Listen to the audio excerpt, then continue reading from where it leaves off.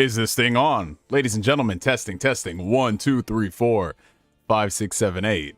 What's going on, people? What's happening? Can you all see me? Most importantly, and this might be the last time we say most importantly for the end of the year. Can you all hear me?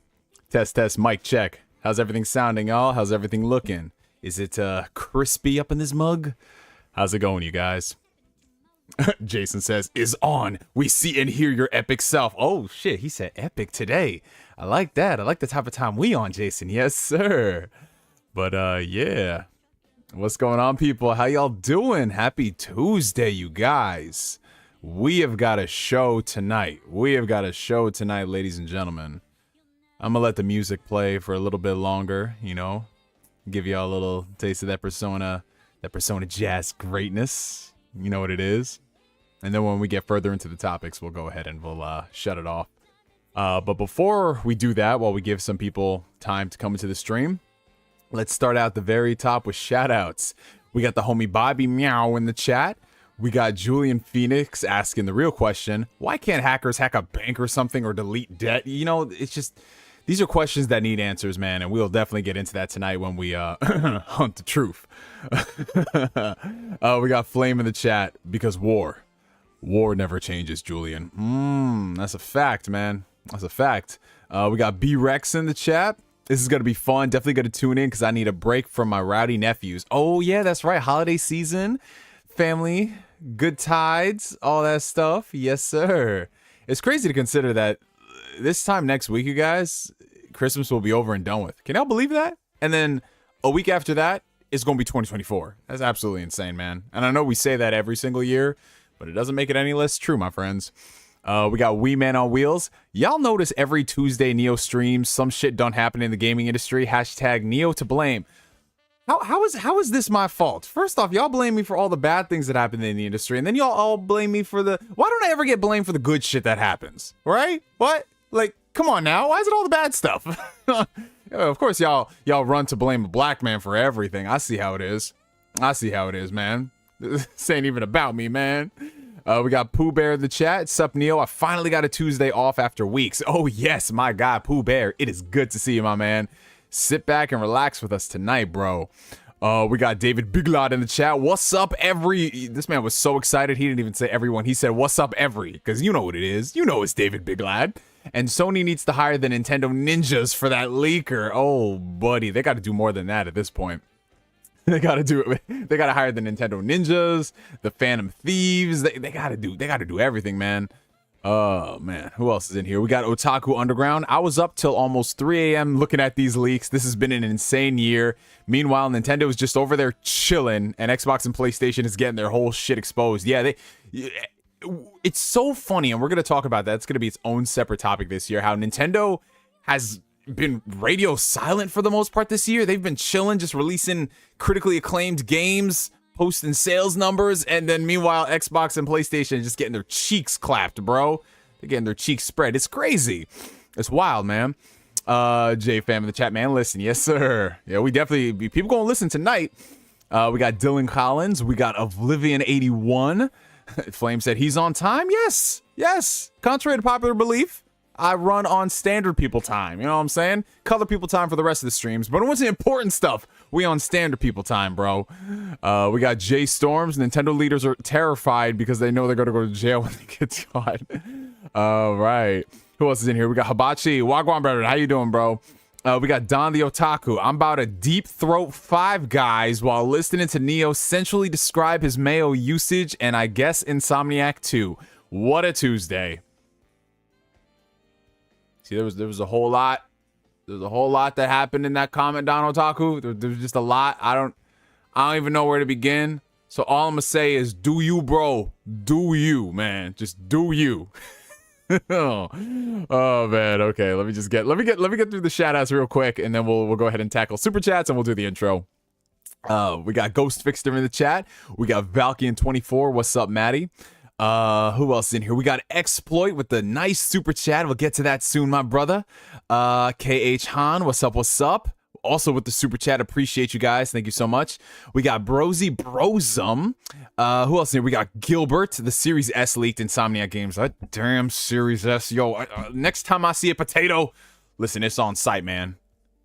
We got 3-Bit in the chat. What's up, 3-Bit? How you doing, brother? I know I already wished you happy birthday, but happy belated birthday to you again, my friend. We got Dude I Got Food in the chat. What's up, what's up? We got Joshua. What's up, Joshua? Where's the Battle of Jericho? We got Pap in the chat. Neo, I'm going to see Godzilla this week. My man is about to experience peak. My man is about to experience greatness. He just might walk out of that theaters crying, to be honest. This man said, I'm the Jonathan Majors of gaming. What does that mean? What does that mean? What the fuck does that mean? I need some context for that, please. Let's see. We got Darren Hauser in the chat. We got Chaos Creator. What's up? What's up?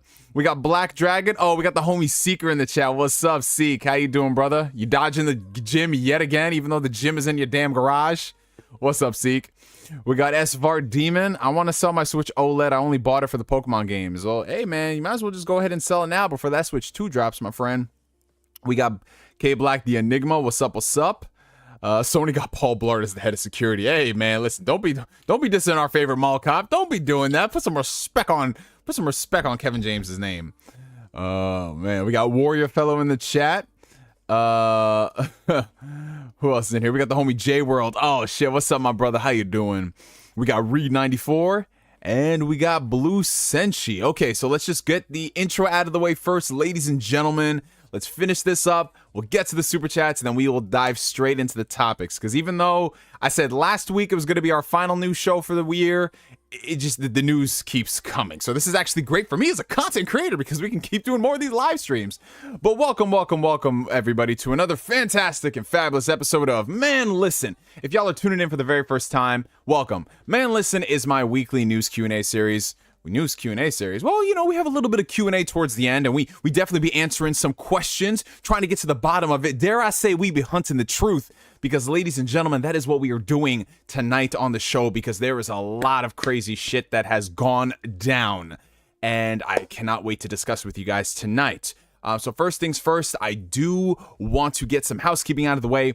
Down below in the video description, you guys are going to find all of the links of interest. Basically, all my social media outlets from Instagram, Twitter, our Discord community, the Phantom Weirdos, in addition to ways that you can support the channel via Patreon, in addition to YouTube memberships. YouTube memberships are a cool way to interact with us here on the live streams. We have a couple of the YouTube members here, so you guys know the deal. Go ahead and spam your favorite emotes down below and let the people know what that's all about. The emotes have been designed by the homie Jason, who has worked tirelessly to sift through hundreds of hours of Neo videos to just find iconic shots and just make them available in emote form. So shout out to the homie Jason for all he does.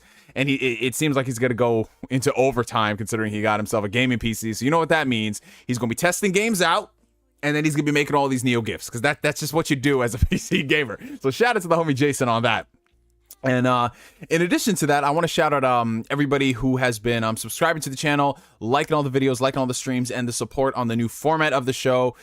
We keep growing and gaining as this becomes a more consistent thing, and I have you guys to thank for it. So if you can continue to share this out, give your boy a follow on Twitter, retweet it on Twitter, in addition to liking the stream, that helps out the channel tremendously in ways that you guys don't understand. So thank you guys so much for that. In addition to that, support Super Chat is the best way to have your guys' question answered with priority. Now, considering this is a news show, first and foremost, we are not going to be answering the Super Chats live as they appear on screen. We're going to be saving those for the in-betweeners. So after we tackle a topic, that is where I'm going to open it up to you guys, where we'll have like maybe 5-10 minutes, depending on how big the topic was. And we just go through the comments, see what you guys have to say, maybe some corrections to some of the things that I got wrong, or some breaking news and stuff that happens, because that is something that I noticed on last week's episode when we were discussing Blade and the mystery surrounding exclusivity. Is it going to be exclusive or not? And I basically laid out a couple different scenarios. I laid out why they would potentially announce a game and not show its platform for XYZ reason, blah, blah, blah. I basically played devil's advocate on all fronts. And then sure enough, literally an hour after I did the stream, Xbox uploads the official trailer for Blade on their YouTube channel, complete with the logo and everything. But you know what? That's why I cover all my bases. That is why I cover all my bases, ladies and gentlemen. So yeah, if you guys are sending in the super chats, they will be answered. Fear not, they are just going to be saved for the in-between topics. And don't feel limited to just super chat based off those topics. You can super chat based off of any of the other things that we are going to discuss throughout the show, in addition to some other stuff, because that's what the in-betweener stuff is for. And yeah, without further ado, before we dive into the topics, let's go ahead and just answer some of the super chats that were donated from before the stream started. We have a $2 super chat coming in from the homie KY Han. I wonder if there's any relationship to the KY, anyway, Christian YouTube stream. KY Han with a $2 super chat. I know you didn't start Alan Wake 2 before beating Xenoblade Chronicles 3. No, I did not start Alan Wake 2. I am going to get through Future Redeemed before I dive into that. What I've been doing is just cleaning up the rest of this Alan Wake Remastered playthrough. Because, you know, Future Redeemed is one of those things where it's like I said, once I beat the main story, that's it. I have nothing else to look forward to for Xenoblade for however many years until they drop the new expansion. So I'm taking my time with Future Redeemed. I'm taking my time going through the story, getting acclimated to some of the things and the new characters, and I just want to enjoy myself in it before it goes away forever. But no, I'm not going to start Alan Wake 2 before I finish up that DLC. It's just you know, I like to game hop every now and then. You know, I'm playing an RPG and I want to do like a small little single player narrative, things like that. But I did finish up Alan Wake Remastered yesterday, and man, that game, you guys ever play a game and you really enjoy it when it comes out and you try to revisit it like 10, 15 years later and it just doesn't hold up in the same way? That was kind of my thought process playing through Alan Wake Remastered. I really enjoyed Alan Wake when I played it on the 360. I had a lot of fun with it, but for whatever reason, in the past 10 years or so that I haven't played it, something about that game just did not age well at all, dude. Like, I know that it's a different kind of game compared to most. It's not a shoot 'em up, bang bang type of game, but it's one of those games that I think would have worked a hell of a lot better as a TV show or a movie versus an actual game, because the gameplay is just very one-dimensional, one-note, formulaic, repetitive, rinse and repeat. Every single level is exactly the same way. The environments are very samey. The only thing that really held up with Alan Wake Remastered was the story, and the lore is just so batshit kooky and insane. And if you are a Kingdom Hearts fan, you kind of just eat that stuff up, because while Kingdom Hearts can be very convoluted at the worst of times, there's just something so cool about it, because there's really no other game that's doing it like that. I mean, unless you're Yoko Taro. Yoko Taro is just the master of making everything just makes sense in the grand scheme of a Yoko Taro game, versus other people where it's just like Kojima. Okay, yeah, it makes sense if you just create a fucking diagram. And then Kingdom Hearts, listen, in some lifetime we'll understand that. But yeah, Remedy is kind of like the Western version of that. I always say Remedy games, at least the lore and the story, it's for people who don't want to say they like Kingdom Hearts story. It's basically, that's what it comes down to. It's like, if you like Remedy games for their lore, but you shit on Kingdom Hearts, there's something wrong, man. Yeah, Kingdom Hearts don't make sense, but a lot of the shit that's happening in these Remedy games is also convoluted too. But it's cool and it's awesome, and we can agree on that. But yeah, no, the gameplay for Alan Wake 1 has not held up whatsoever. It was a struggle for me to get through. And mind you, Alan Wake is not a long game at all. That game is only 10 hours long, but man, it just dragged itself, bro. It dragged itself. But I am looking forward to starting the sequel, because I've heard the sequel, if you didn't like, this is the weirdest thing I've heard about the sequel. Everyone who's hyped up the sequel has said, if you love the first Alan Wake, you'll love Alan Wake 2. If you hated the first Alan Wake, you'll love Alan Wake 2. And I'm just like, that's interesting, but I can't wait to see what that's all about. I'm excited for it. I've just been doing a deep dive into like all the Alan Wake and the Remedy lore leading up to Alan Wake 2 without going into Alan Wake 2. But man, the music alone has gotten me really excited for Alan Wake 2, because I love the musical score, like the regular score in the first Alan Wake game, and then also the songs that they put into it. It's some seriously gourmet shit, if I don't say so myself. But we're getting seriously sidetracked here. I'm not going to be playing Alan Wake 2 before beating Xenoblade. Just rest assured. You follow me on Twitter. I will post that completed final. Maybe if it's a spoiler, I won't post the final shot, but I'll post like some type of fin, like, hey, I finished Xenoblade Future Redeemed, and then Alan Wake 2. 199 super chat from Julian Phoenix. Yo, that Yu Yu Hakusho live action is some ass. Well, listen, I have not seen it. I have no desire to watch it whatsoever. Some people have said they enjoyed it because of the one fight scene that they saw on Twitter, and then they've never said anything else about the show. Listen, if y'all like it, I love it. You know what I'm saying? I love that for you. Yu Yu Hakusho is just such a special series for me that I just what I've seen of that live action show, it just seems as if I watch it, the only thing I'm gonna come out of here saying is that, well, that wasn't as terrible as it could have been. And I kind of don't like that for a lot of these live action properties. Why is it that we got to set the bar so low, and provided it's not Cowboy Bebop Netflix, it's just better for the sake of? Like, I'll agree when there's a situation that, okay, the trailer wasn't good, but then the actual show is decent. Like the One Piece live action, I enjoyed it. Could it have been better? Yeah, but the product we got, it was good, and I'm excited for season 2. But we shouldn't apply that logic to everything. Like, why can't shit come out the gate actually good? We'll see. We have a 20-pound super chat coming in from the homie Exploit. Merry early Christmas, Neo. Oh, thank you so much for that, man. Thank you. You too. I went to see Godzilla -1 last Friday, and it was every bit as good as you said it was. Phenomenal film. Yes, sir. Another person. And dude, I've been receiving a lot of messages from y'all who have gone out to the theater to check out Godzilla -1, and that is fucking incredible. That is music to my ears. I keep telling y'all, listen, I get on here and I hype stuff, but for good reason, man. And Godzilla -1 is one of those movies. It is my second favorite film of 2023. I've seen it twice now. I almost pulled the trigger to watch it a third time, this time in 40X, but I was just like, you know what? No, I'm good. Let me just stay in and play some games tonight.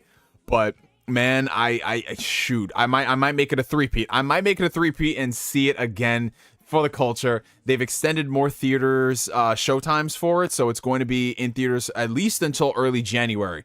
So if you guys have the opportunity, if it is playing near you, you don't even have to be a Godzilla fan. You do not need to be a Godzilla fan to appreciate how excellent of a movie. Another person here in the chat, Don Otaku, he saw the movie. That man was crying up in the club on a Tuesday night. Like, I'm telling you, this movie is legit, y'all. Go see Godzilla -1 if you haven't already. Please, trust me. Believe the hype. Believe the hype so we can hunt the truth, because that's what we're doing tonight. Let's see. We have a $2 super chat coming in from Flame. Okay, Blade, we won't blame you. Happy holidays. Listen, man, it's getting cold outside, and there's some motherfuckers who are always trying to damn it. I was trying not to say that quote, but you know what? Sometimes it just when you're trying not to get into character, you sometimes slip into character. Dare I say, you slip trying to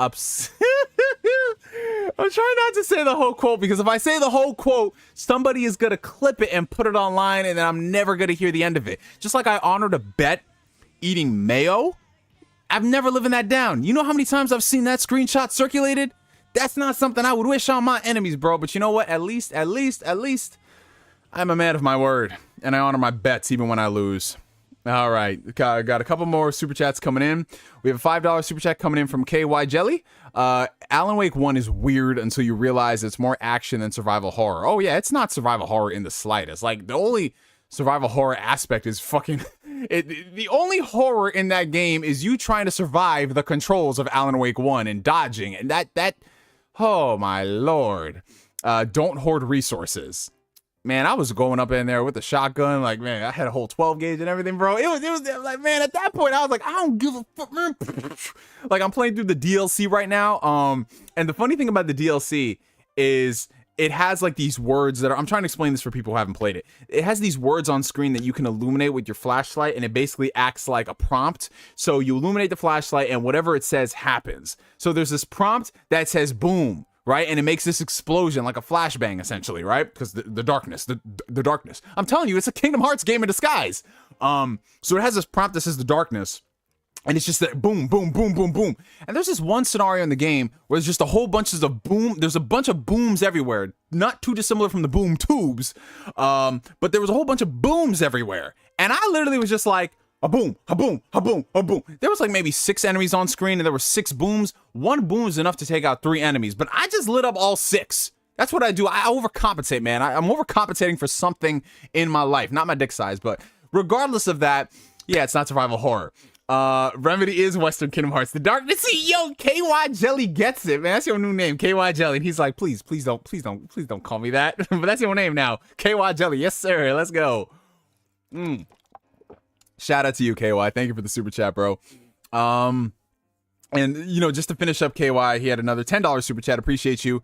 This is a weird thing to say, but bear with me. Alan Wake 2 is to Remedy as Future Redeemed is to Monolith Soft. This will not make any sense until you play both. They elevate their series. I have been told from some folk with Future Redeemed that the ending is like the perfect conclusion for the Xenoblade saga as we know it. That's what everyone has been saying. Everyone's been saying the ending is chef's kiss. And I'm excited to see what that's all about. And I've heard glowing things from Alan Wake 2. The only negative thing I've heard about Alan Wake 2 was honestly from my homie BG, where he said that it's very slow and it takes a long time to get into it. But everyone else has just been singing the praises. I can't wait. I can't wait to see what that's all about. Don Otaku, who's been a member for the past 7 months of the Phantom Weirdo tier, appreciate it. Glad I listened and I saw -1. It was amazing. The first time you had a good movie take. Lord of the Rings trilogy is still mid. You know what, man? I cannot wait because it's coming up on the end of the year, so it's time for my Lord of the Rings trilogy rewatch, and I got this nice crispy OLED. I'm a bust open this 4K Blu-ray set. I'm gonna rewatch it, and I'm gonna be posting all that stuff on Twitter. And I don't care about whatever takes you gotta say, Don Otaku, because Lord of the Rings trilogy is God's here. Brosy Brosum 279 Canadian super chat. Godzilla 2014 is better than -1. Argue with your mamas. Listen, I like Godzilla 2014. I do. Trust me. You know, I know it's very divisive. No. We ain't doing that. I'm not saying it's terrible. It's not. But no, we ain't doing that. We ain't doing that. $5 super chat from Acebreaker. Hit my girl. She called me Jonathan. Acted all majors. Bars. What? Yo. We get. Ooh. Yo, what? No. It's too early in the stream for that. Yo. He said, hit my girl. She called me Jonathan. Acted all majors. Bars. Oh, shit. Yeah, you definitely getting some bars for that one. Oh. Shout out to you, Acebreaker. Nah, though. We do not represent any of the comments associated with people who have donated on Super Chats on Ask Neo. My lawyer had advised me to say that. And we have one more Super Chat coming in for the night. This is semi-related to Alan Wake, in addition to something that, unfortunately, this is the second week in a row we've had to discuss this. I'm going to go ahead and mute the music because we are getting pretty close to the end of it. Shout out to the 90 people who are watching right now. If you guys are enjoying the stream, make sure you hit that like button. We are about to dive into the topic shortly, but there is something I did want to discuss. And it's funny, it seems like how every Ask the Neo stream that we do, there is a situation where we're reporting on the passing of somebody in the industry. But recently, ladies and gentlemen, we lost the great James McCaffrey. If you're unfamiliar with James McCaffrey, or you're just someone who doesn't pay much attention to the voices behind particular projects, he's most notable for his performance as Max Payne. So if you grew up playing the Remedy titles, Max Payne 1, Max Payne 2, if you played the third game of the series from Rockstar, Max Payne 3, if you've played Alan Wake, you know, you've heard this man's voice. Completely iconic, great performer, and when he was given such fantastic stuff to work with, it's just it's phenomenal. He passed away recently, and he was really young. It was crazy because we were just talking about the passing of Andre, I'm gonna butcher his last name, Brar. You know him as Captain Holt from Brooklyn Nine-Nine, amongst other roles that he's done throughout history. You know, Glory was a notable favorite for people here in the community. And then earlier in the year, we were talking about Lance Reddick when he passed away. You know, all these men passing away really young in their early 60s. We got the cause of death from Andre, which was lung cancer. And it's surreal because it kind of hasn't hit me yet that these folks are gone. Like, I was just watching Brooklyn Nine-Nine a few days ago, you know, just because I was like, I need to clear my head of this. And then I see him and I'm just like, oh yeah, there's Andre. He's there, but at the same time, he's not. And it's just sad, man. It's sad when you lose really, really, really great players in the space. it makes you appreciate their performances a hell of a lot more, knowing that they are no longer here. And, you know, my deepest condolences to everyone who got a chance to meet with him, who got a chance to work with him, his friends, his family. He's in Alan Wake 2, so that's gonna be an interesting thing to experience, because it's one thing when you have an actor and they give this great performance and then they pass away, but then when they pass away before you get that performance and then you get that performance, it's just like, fuck. Like when Heath Ledger passed away and then we saw his performance in The Dark Knight. It's going to be heavy, to say the least. But I am looking forward to seeing what kind of story that they crafted. And again, my deepest condolences to him, the entire family, and everyone and what they're going through. But before we dive into that topic, there is one more super chat that I almost forgot, coming in from the homie Blue Senchi with the $4.99. Appreciate you, my brother. The chat's only job is to roast you for our entertainment, but no, for real, how's it going? And I started Baldur's Gate 3 a few weeks ago, and it's better than SP2. SP2, what's that abbreviation? Is that Spider-Man 2, or is that another RPG? I'm confused because there's so many things that could be abbreviated as the same thing nowadays. But I'm doing good, Blue Senchi. I'm doing good. The year is wrapping up. You know, it was a pretty busy year on my end. A lot of stuff going on, but you know, we're ending the year off on a really high note, on a really strong note, and I'm excited about that. Hopefully things have been going well for you too. And yeah, you know, once I finish up Xenoblade, I'm diving all the way back into Baldur's Gate 3 because I started playing it again recently. I put in a couple more hours, but I was just like, no, Neo, play one damn RPG at a time. Play one RPG at a time. So that's what I'm going to do afterwards. But yeah, you guys, those were all the super chats. Again, I appreciate all of the support, y'all. And shout out to everybody who has been joining the chat in between the stream. We kind of went a little longer than expected for the intro, but you guys know how it is. You guys know how a Neo production is. But again, shout out to everyone who's been watching. If you're enjoying the stream, make sure y'all hit the like button. Now we begin the show for tonight, ladies and gentlemen.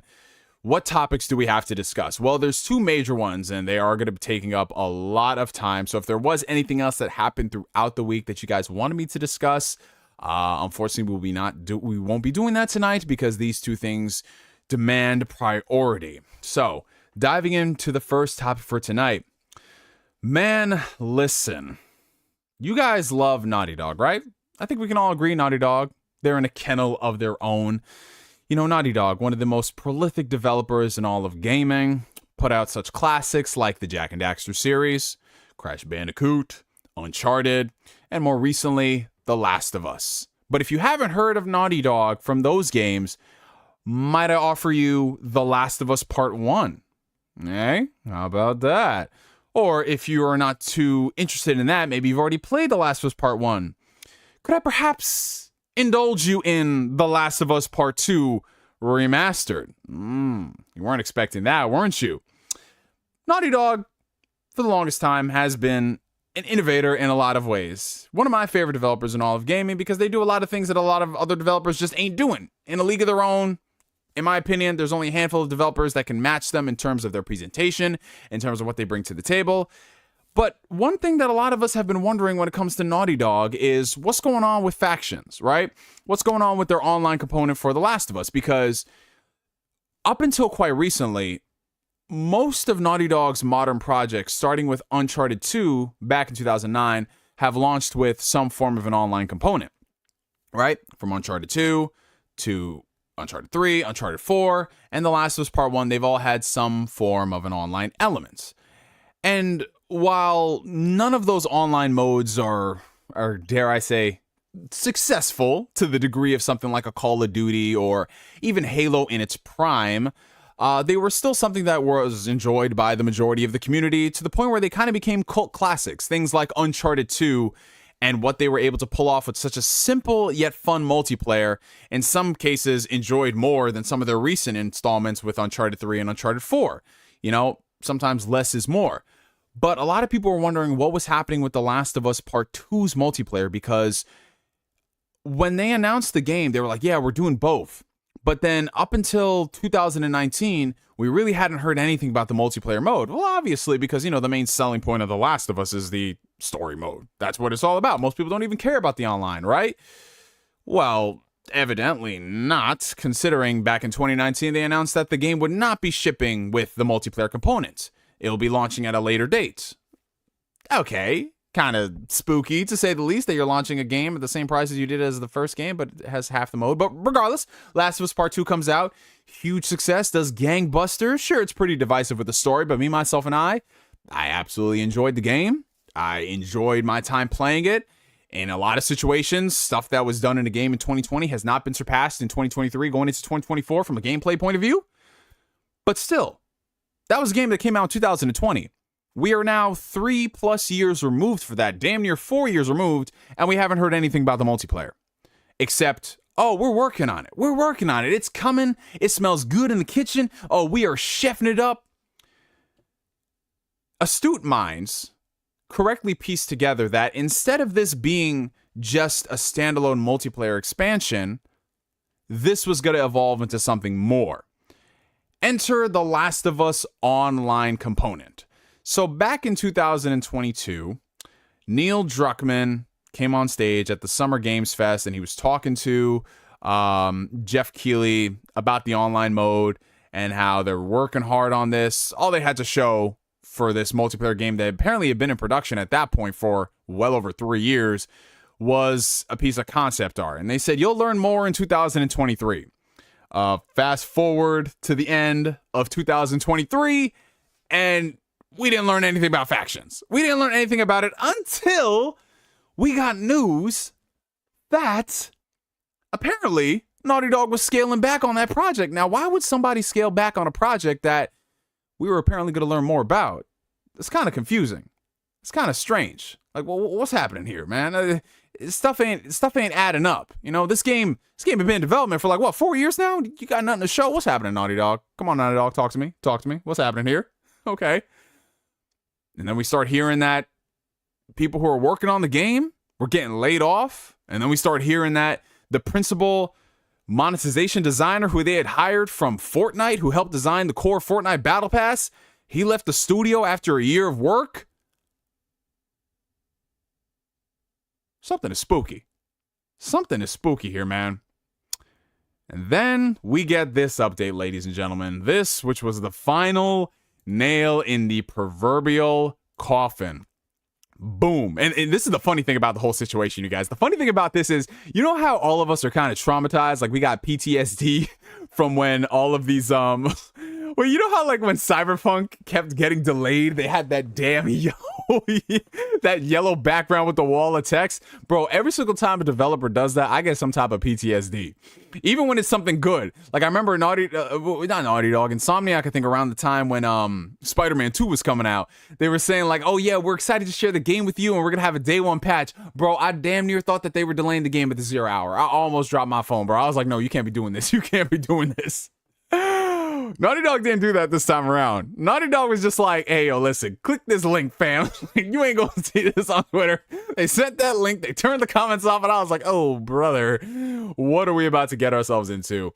Well, we're about to get ourselves into something, ladies and gentlemen, because Naughty Dog has finally given us an update on The Last of Us Online. Oh, boy. And it is a doozy, ladies and gentlemen. So let's just go ahead and read this right here. An update on The Last of Us Online. We realize many of you have been anticipating news around the project that we've been calling The Last of Us Online. There's no easy way to say this, as Neil puts his hand on my shoulder. We've made the incredibly difficult decision to stop development on that game. They say that game. They just say on that game. I don't know why that's funny. Maybe just to me. We know this news will be tough for many, especially our dedicated Last of Us factions community who have been following our multiplayer ambitions ardently. We're equally crushed at the studio as we were looking forward to putting it in your hands. We want to share with you some background on how we came to this decision. The multiplayer team has been in pre-production with this game since we were working on The Last of Us Part 2. Let's pause right here. You've been in pre-production on this since you were working on The Last of Us Part 2, right? hypothetically speaking, let's assume The Last of Us Part 2 went into production in 2015, 2016, when they were wrapping up development of Uncharted 4. Let's just assume, right? Even if you had 5 dudes and a mama working on this game, you've been in pre-production for that long? Well, when did this enter full production? Like, what's happening here? Anyways, okay, so that's almost 10 years of work. Crafting an experience we felt was unique and had tremendous potential. As the multiplayer team iterated on their concept of The Last of Us Online during this time, their vision crystallized. The gameplay got more refined and satisfying, and we were enthusiastic about their direction in which we were headed. In ramping up to full production, the massive scope of our ambition became clear. To release and support The Last of Us Online, we'd have to put all our studio resources behind supporting post-launch content for years to come, severely impacting development on future single-player games. So, we had 2 paths in front of us, like a bisexual. Become a solely live service game studio, or continue to focus on single-player narrative games that have defined Naughty Dog's heritage.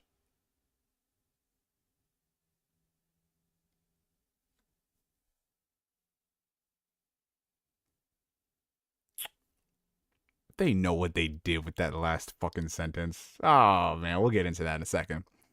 We are immensely proud of everyone at the studio that touched this project. The learnings and investments in technology from this game will carry into how we develop our projects and will be invaluable in the direction we are headed as a studio.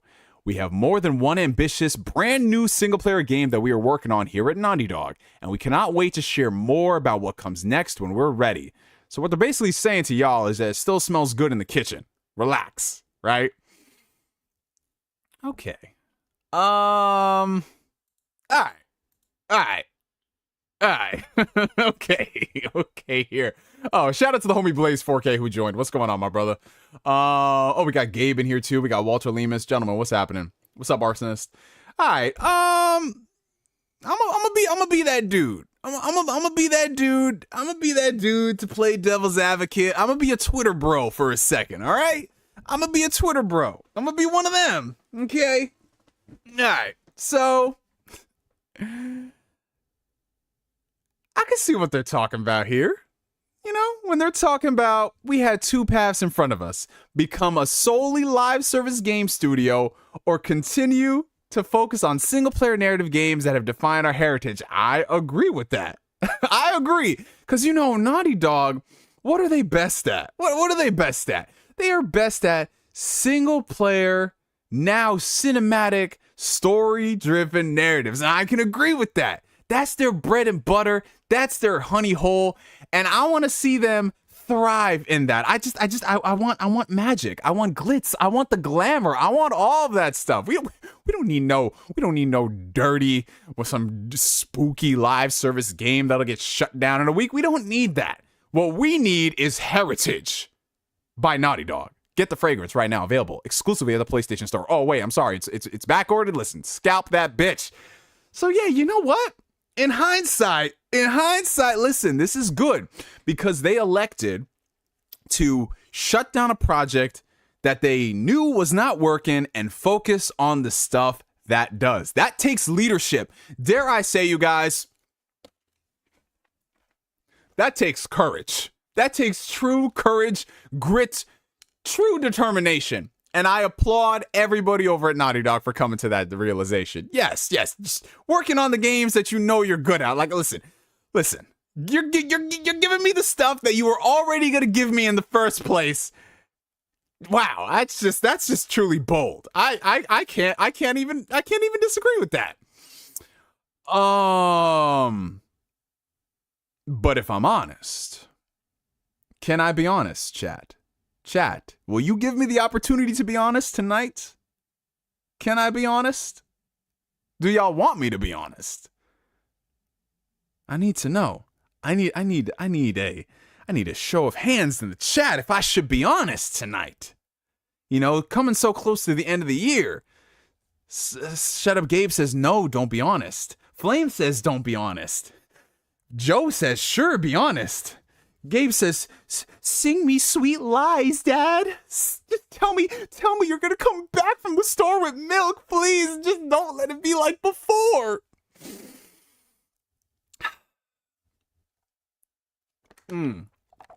David says, "Preach, brother." Okay, all right. Let's get into this. Naughty Dog. I gotta push you back into your kennel for a second.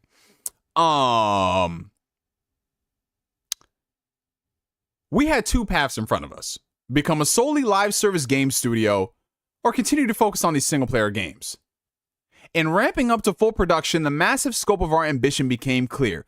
To release and support it, we'd have to put all of our resources behind supporting post-launch content for years to come. Does anyone else see the discrepancy? Does anybody else see the discrepancy? How does it take for you, this game that had been in pre-production for what seems like 4 years, up until you announce that you're in full production, how do you just now realize that you gotta put resources into a live service game? How long has Fortnite been thriving? I'm not talking about Fortnite when it just hit the scene. I'm talking about Fortnite in its prime, where kids are just out there playing that shit at every Olive Garden you could think of. How long has Fortnite been out? How long has Warzone been out? How long has all of these successful live service games that you are apparently trying to emulate, how long have they been out? How much money do you think those studios put into that stuff? How much money you think Rockstar be putting into GTA Online? The time, money, manpower, resources, all that stuff. And you just now realize that? That's looking kind of spooky. That's looking kind of spooky, bro. And yes, obviously, like Blaze says, it is PR talk. But that don't make no fucking sense, bro. How do you just realize now that to support a game, you gotta need resources? You gotta need manpower. Naughty Dog has 400 developers.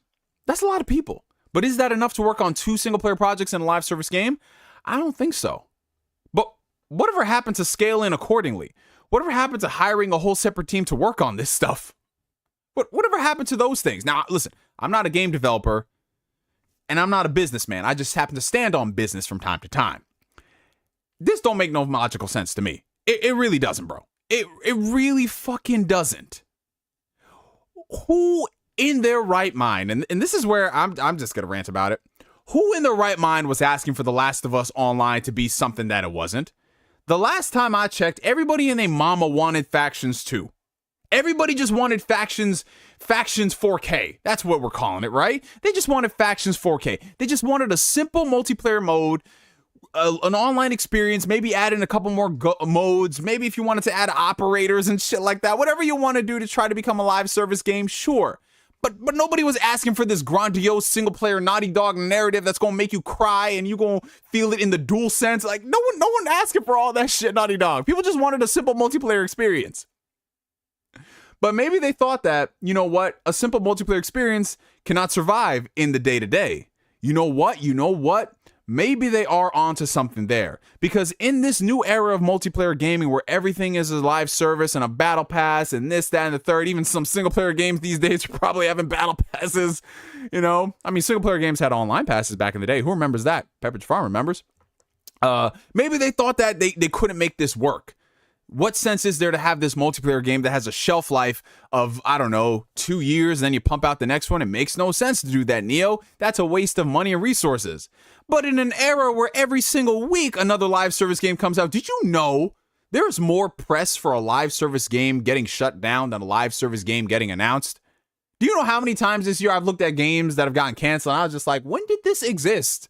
When did this exist? I'm not trying to be facetious. I know people saying, oh, you just like, I know, yeah, people theatrics, whatever. But bro, there's legitimately scores of games that are announced to be closing I had no idea existed. That is a problem. But when you have the IP like The Last of Us, I'm pretty sure that would definitely garner a lot more attention, especially with a hit HBO show, especially with how successful the past 2 games are. People would have paid it attention, man. They definitely would have. But if I'm being even more truthful, you guys, and listen, I know we don't like talking about truth around these parts. Listen, guys, I'm sorry. I am sorry. We don't like doing around these parts. But guys, I don't know about you. Something stinks. And it's not a Smash Bros. Tournament. There's something stinky about this whole situation. Something smells bad, bro. Something smells bad. Why is it that we only ever start hearing about all of this drama surrounding Naughty Dog's online component, all these people leaving, this game getting canceled, leading to half of PlayStation's live service roadmap getting pushed back. Like 12 games they wanted to launch by 2025, 2026. Half of those shits got pushed back. Some of them got canceled. High profile. Why did all this stuff seem to happen after the Bungie acquisition? Are you telling me, is this article implying that whatever tools and metrics that Bungie used to evaluate the PlayStation portfolio, are you telling me that they got this game canceled? Are you telling me that they got all those other games delayed? No, this can't be the same Bungie. Listen, this cannot be the same Bungie that Sony spent almost $4 billion on to retain talent, and then they fired that talent in the same fucking breath. This can't be the same Bungie with workplace allegations. This cannot be the same Bungie that missed their revenue targets by 45% and had to delay their expansion and they have drop in player numbers. Listen, not my Bungie. Not my Bungie. Not at all. I can't believe this, guys. This sounds like it's all adding up, but I don't want it to add up, you guys. I don't want this to add up. I refuse to believe it. I refuse to believe it. But listen, man, sometimes they say where there's smoke, there's fire. And when there's a smelly stench in the air, if it ain't the Smash Bros community, listen, it might be this process of elimination, man. But in all seriousness, you guys, is this a blow for Sony? Well, it depends. It depends how much you had invested in this multiplayer project. And this is where I want to be that guy again. I'm going to be the opposite of the Twitter bro. I'm going to be the toxic bro. What is it up there with people who are over here saying that this is a good thing that the game got canceled? This is not a good thing that the game got canceled. Yeah, you want to say that, well, if it wasn't, like insert the fucking Shigeru Miyamoto quote in a situation where it doesn't apply. Why is this a good thing that the game that was in development for like 4 or 5 years got canceled? A game that people were looking forward to got canceled? Bro, that is 4 years of time, money, manpower, resources down the fucking drain. And they say that they can salvage this for their other projects. How much relevant can all that stuff be for a single player game? Like, let's just be real about life for a second. Let's cut the cap, man. We ain't at Lids, bro. Lids is closed. Like, stop this, dude. People were looking forward to this. Whether or not you played factions a lot or you were one of those people who were just like, I'd be interested in a Last of Us online mode. Bro, this is an L. This is a fucking L. Like, we all joke and we mock 343 on how it took them 2 years to get Halo's multiplayer working, right? But at the same time, hey, I can't even believe I'm about to say this. How the fuck did 343... How is 343 able to just put out Halo Infinite in the sorry state that it was, work on this shit behind the scenes for years, put out something halfway decent, granted it took 2 years, and yet some of the most talented people in the world working at Naughty Dog can't even put out this online mode, 4 or 5 years development down the fucking drain, with infinitely more talented people, and probably a bigger budget? Overseen by one of the most successful live service studios in the game? Like, this does not make sense. This does not make sense. This is a catastrophic misfire on PlayStation management. This is one of their top IPs, multiplayer project, down the fucking drain, and we gotta stop pretending like this isn't a bigger deal than it is. I know some people like to say, oh, well, games get canceled all the time. You don't hear about it until years after the fact. Like, bro, this is not a game based off Gulp Shittle or some shit or some random character you don't know, Dirty Harry. Like, bro, this is an online component for Sony's most critically acclaimed and successful, and what is now being known as a transmedia property, successful on HBO. Bro, the success of The Last of Us transcends gaming now. And you're telling me that with the success of the TV show, that wouldn't trickle back into the games and get people invested on this mode, especially if it's something that is high quality from a first-party studio, not a fledgling studio? Are you telling me that this couldn't have worked? Bro, something is fucking up. And when you come out here and you let Bungie oversee all this shit, when Bungie don't even got their house in order, when you delay all this other stuff, like, you can't sit here and say people are wrong for being pissed off about it. You cannot say that. When you've been radio silent for 3-4 years, all you've gotten is just concept art and saying, like, let us cook, it smells great in the kitchen. Like, bro, this is not what I call being transparent. Why are you transparent towards the end of the development? I don't get this shit, bro. I don't get this shit. This should be a bigger deal than what it is. And I know it's one of those stories that, like, listen, it's over and done with. They announced the cancellation. Move on. But, bro, how the fuck are you going to expect any better from the rest of Sony's stable if their crown jewel can't get this shit off the ground? Like, that right there is a problem, dude. And if we got to keep that same energy for Xbox when they fuck up with their live service shit, you got to do the same thing for PlayStation, bro. Because they're all trying to get into this bag. They're all trying to get into this live service bag, which we'll touch on later when we discuss the other leaks surrounding it. But this is crazy, man. This is absolutely crazy. And it's disappointing. Because I would have loved to dive into a Last of Us Online, like, you know, from the ground up for PlayStation 5, supported long term. You know, I would have loved that. And it's just not getting that anymore. Why?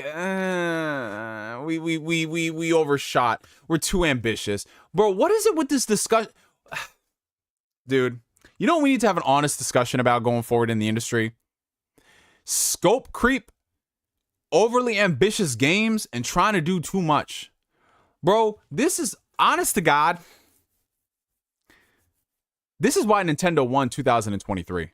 Like, I'm being real about life, bro. This is why Nintendo's gonna keep winning. Nintendo games know exactly what the fuck they're supposed to do.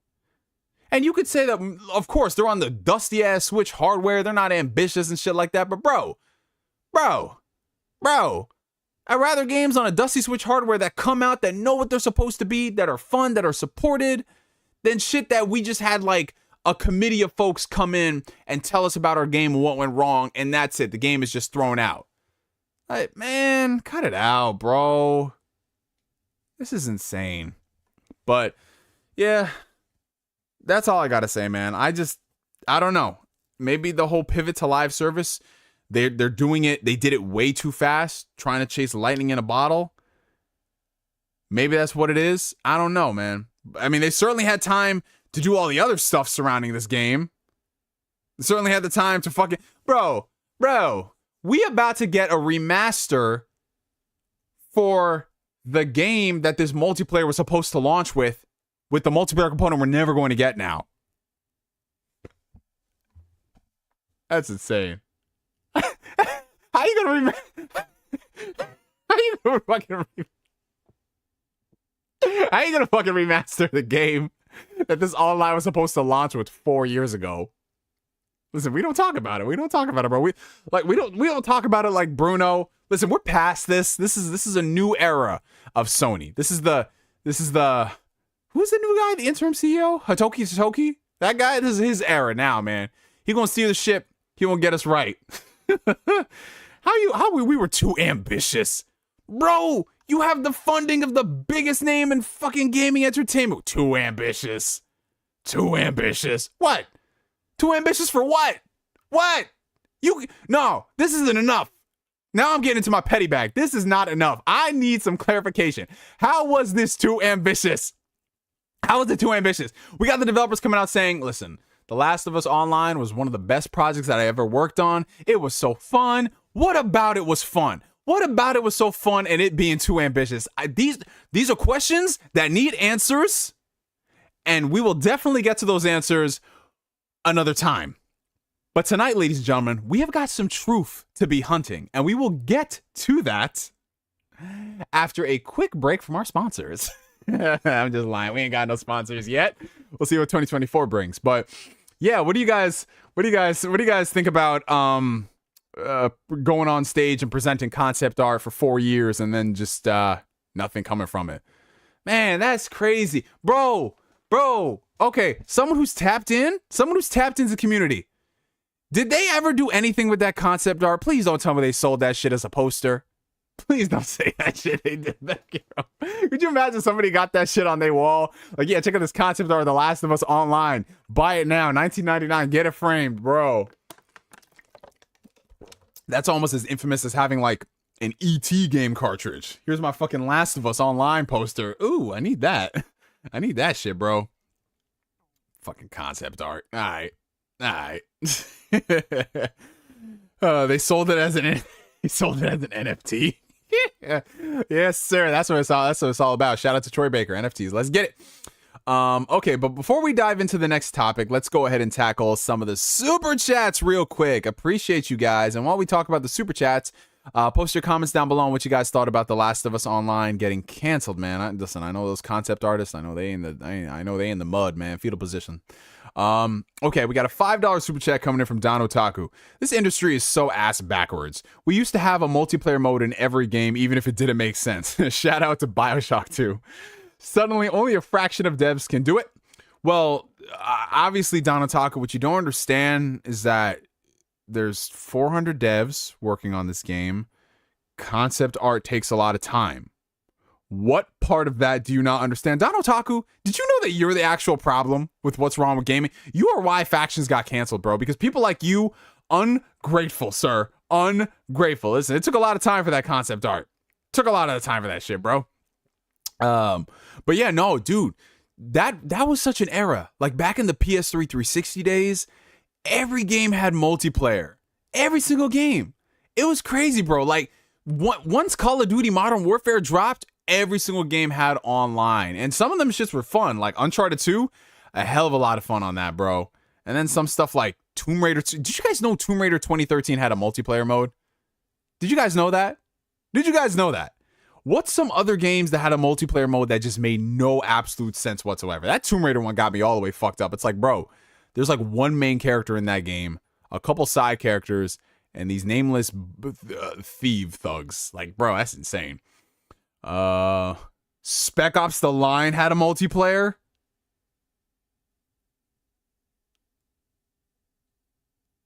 Oh my god, what?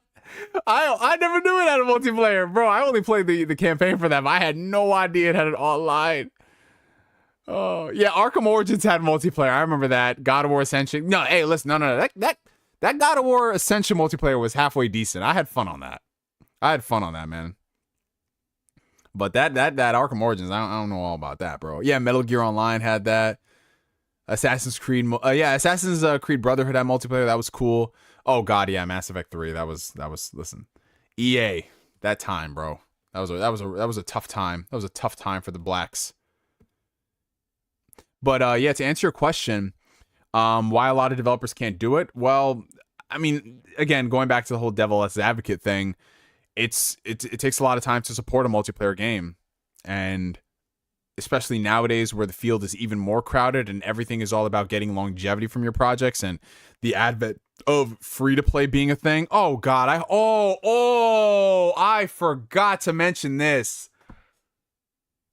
I guarantee you, the reason that Last of Us Online shit got canceled was because it was free-to-play. If that game was a full-price release and it was quality, even if it was like $30-$40, that shit would not have this problem. But if it was free-to-play and you trying to monetize that hoe, that ain't gonna work. Oh my god, that's it. We found it, guys. The truth has been hunted for tonight. We have found the reason why it was canceled. It was probably free to play, free to pay. That's literally what it is. $1.99 coming in from Julian Phoenix. Breaking news: Andor season 2 isn't coming out next year. Yeah. I think I heard like a week ago that it was getting pushed back to 2025, just based off of just everything that's been happening in Hollywood. The production schedule, they don't want to rush it. And honestly, out of all the seasons and shows that I want to be good, I want Andor season 2 to be phenomenal because the first season was phenomenal. And I will just delay it do the production. And the cool thing about Andor is they're doing shit practically. So they're filming on set, on location, and that is infinitely more enticing to me versus shooting on the volume. So yeah, I will take that. Let's see, a couple more comments from you guys. Yeah, some people are talking about Jim Ryan selling off his shares last month, some of them this month. Yeah, I did see that on Twitter. I mean, I don't want to get too much into that because, you know, it's one of those situations where I can't personally verify it.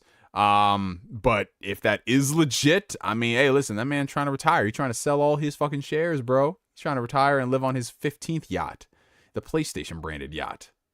That's what it is, man. But nah, I mean, there's a whole discussion to be had about that, some serious discussions, but I don't want to talk about Jim Ryan tonight, you guys, because we got some other stuff to discuss.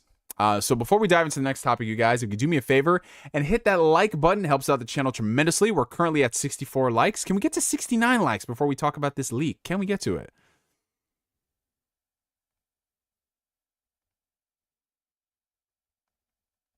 One sec.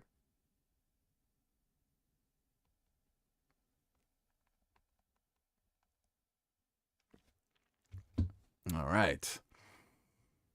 Okay. Actually, while you guys hit that like button, before we dive into this next topic, because I know it's going to be a doozy, I am going to use the lavatory. I'll be back soon.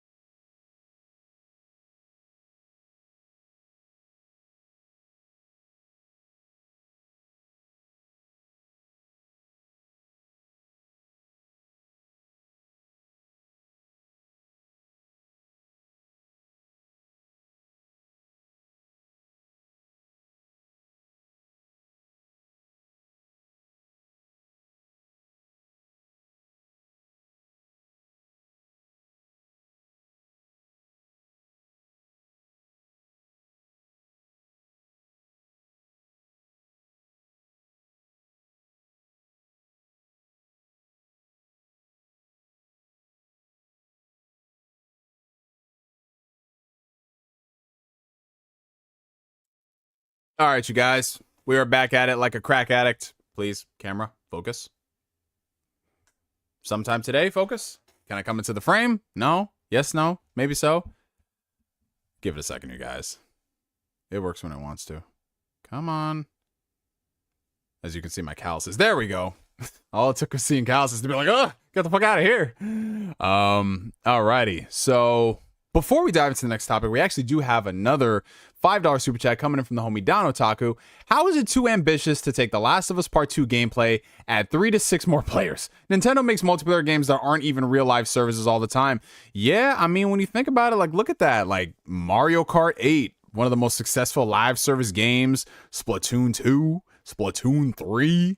Like, even some of their smaller stuff they've supported more. And yes, I know scale, scope, ambition, let us cook. But bro, come on now. Sometimes less is more. And honestly, if they just gave us a Factions 4K, I think people would have liked that shit, right?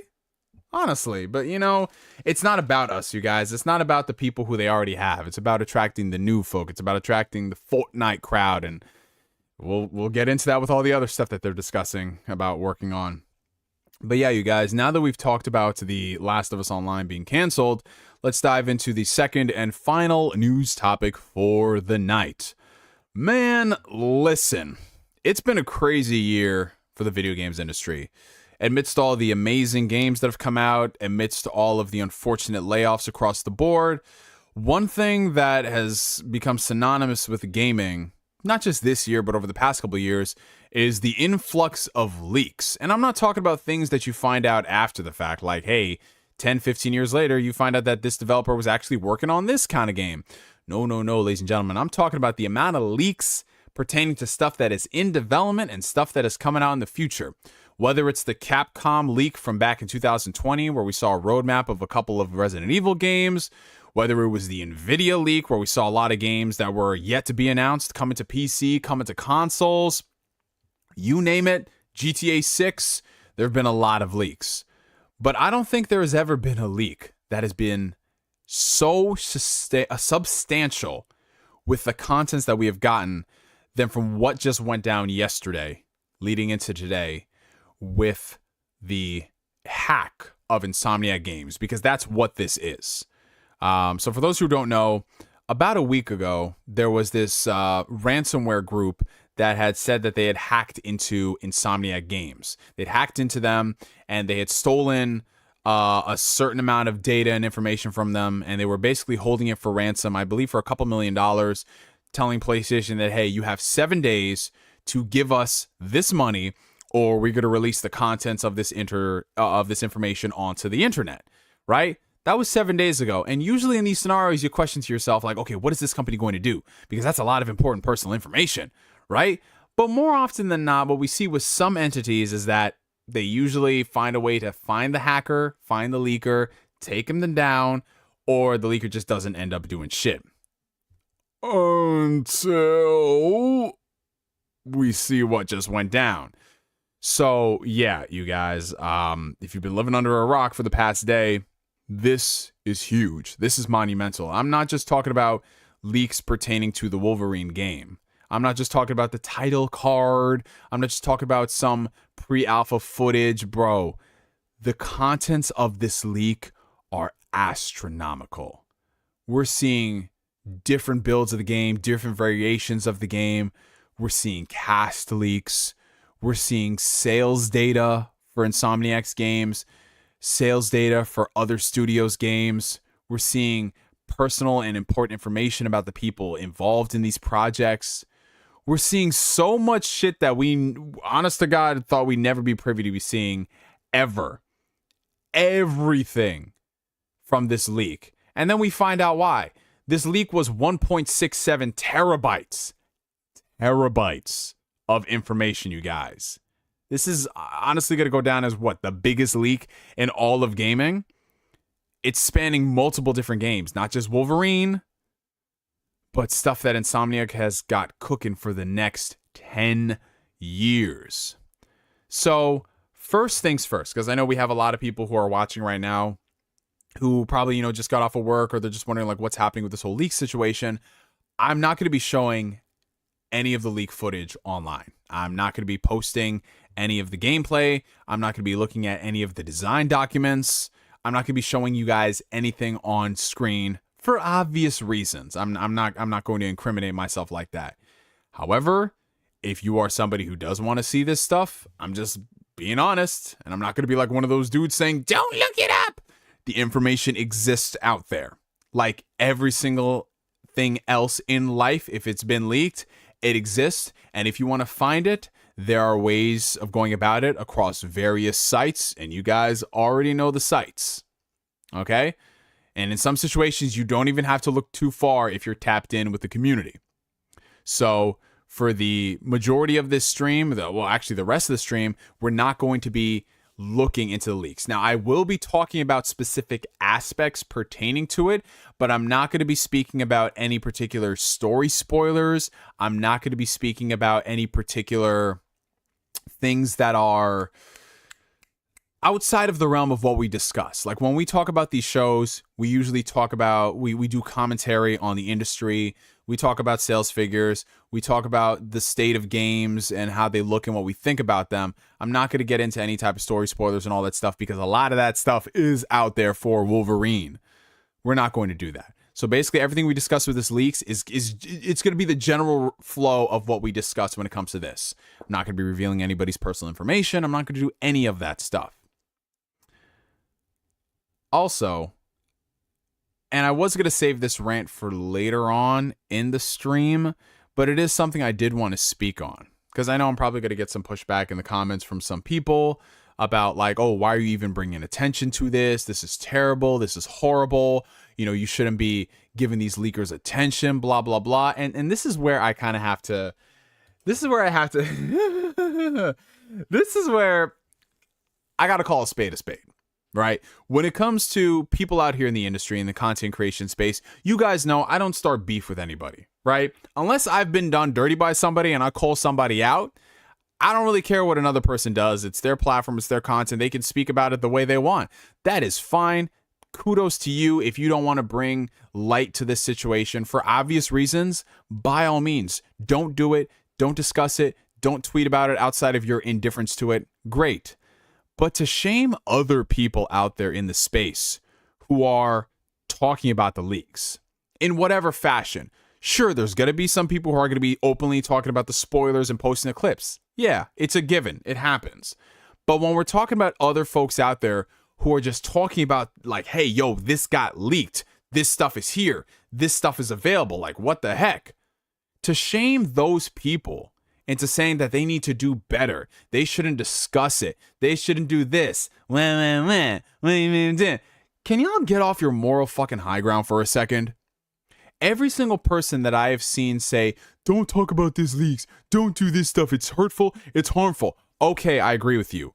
But why is it these exact same people in the industry, whenever there's another leak for insert XYZ publisher, XYZ developer, they're the first people on the block to make videos about it, to go on their podcast about it. Every single time, whether it was the Suicide Squad leak from most recently, the story spoilers, whether it was the Naughty Dog Last of Us 2 leaks, whether it was the Grand Theft Auto 6 leak, which before this was one of the biggest leaks, whether it was just insert any other leak where you find out something like Assassin's Creed Mirage, for example. We found out that a new Assassin's Creed game was in development it harkens back to Assassin's Creed games of old. That Ubisoft didn't announce that. You guys leaked it, and you guys reported on it.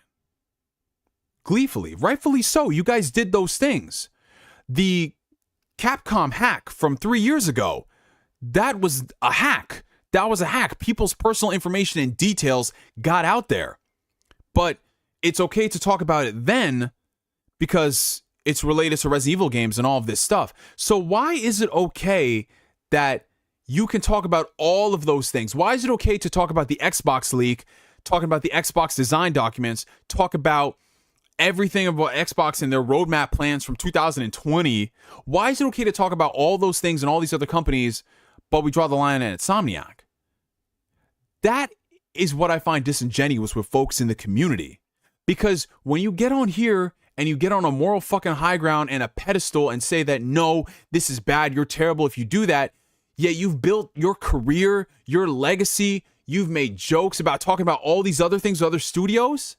You want to talk about empathy in the community. You want to talk about being like, devs are human, and yes, they are. But don't sit here and feed me a shit sandwich and tell me that it's a chocolate brownie when you're doing the exact same thing that you're bastardizing other people for doing. You can call it growth all you want, but listen, we weren't born yesterday. Some of y'all were doing this shit up until yesterday, but now we can't talk about it. We can't talk about it because it's a hack, even though all those other situations were technically hacks and people's information got out there, whether it was personal information or stuff that wasn't supposed to be talked about until it was ready. Because that's what this all comes down to. Every single time you hear a leak about a game, that's stuff that wasn't supposed to come out before it was ready. When there was a leak about Fallout 4, when there were leaks about Starfield, when there were leaks about insert any other game here, that's stuff that wasn't supposed to be talked about until it was ready. Why didn't you give the developers the grace to discuss it? Why is this any different? Just being honest, why is it any different? Because it's a hack? No, you people were talking about the Capcom hack. You were people talking about the GTA 5 leak. You were talking about all those things. It's no different. And I'm not sitting here saying this is a person saying, yes, you should talk about all these things. No. But just be fucking honest with yourselves and stop this performative nonsense. Stop it. Stop being the person that supports the current thing. Stop it. Just sometimes it's okay to not have an opinion about something. And if you want to speak about that stuff, cool. What is so different? Why can't you get on here and just discuss some of these leaks that have nothing to do with personal information? Why? Why was it okay yesterday, but not okay today? Why? I'm waiting for an honest to God answer from people, and I haven't gotten that yet. I haven't gotten that. All I've gotten is just a bunch of posturing. And then when you pull up with the receipt saying, is this you? You did this? It's just like, well, listen, it's a nuanced conversation. It's a lot more complex. We can't get into it on Twitter. But, you know, we'll post a video on Twitter, and we have access to Twitter Premium and Twitter Blue where we could upload the full context, but we're just not going to do that, you know? It's just ridiculous, man. Like, you guys got to be true to yourselves. You got to be true to yourselves. It's just, come on now. You've built careers, literal careers. Whether you're working for an entity or you're working for yourself and you started your own empire, you've built careers doing this. So don't shame other people for doing the exact same thing that you've been doing just because you have a vested interest and you know some of the people involved in the project. Well, if you knew some of the people involved with the project at Rocksteady, would you have leaked the Suicide Squad leaks? If you knew people involved with the project at Rockstar, would you have leaked the Grand Theft Auto 6 leaks? Would you have put the pre-alpha footage on the screen? Would you have showed the characters on there? But no, because we gave you a cameo in Spider-Man 2, it's all good, man. It's all good, bro. But if you knew somebody over at Xbox, you wouldn't be talking about the Xbox document leaks. But anyways, regardless of that, man, I just had to get my shit off the chest, bro, because it's so, come on now, bro. Like, just stop it, dude. I don't know, maybe I'm just cut from a different cloth because I've been around on YouTube longer than a lot of these people, but it's just like, bro, we see through this shit. Come on now. Yeah. But regardless of that, ladies and gentlemen, we are going to be discussing some of the things that I found interesting from the Insomniac leak. And I'm being honest about that. I'm not going to sit here and tell you that you are a bad person if you look into the leaks. I'm not going to tell you that you shouldn't do this. I'm not going to show you any of the stuff in the leaks, because I'm not trying to get my channel flagged, because you know how it should be.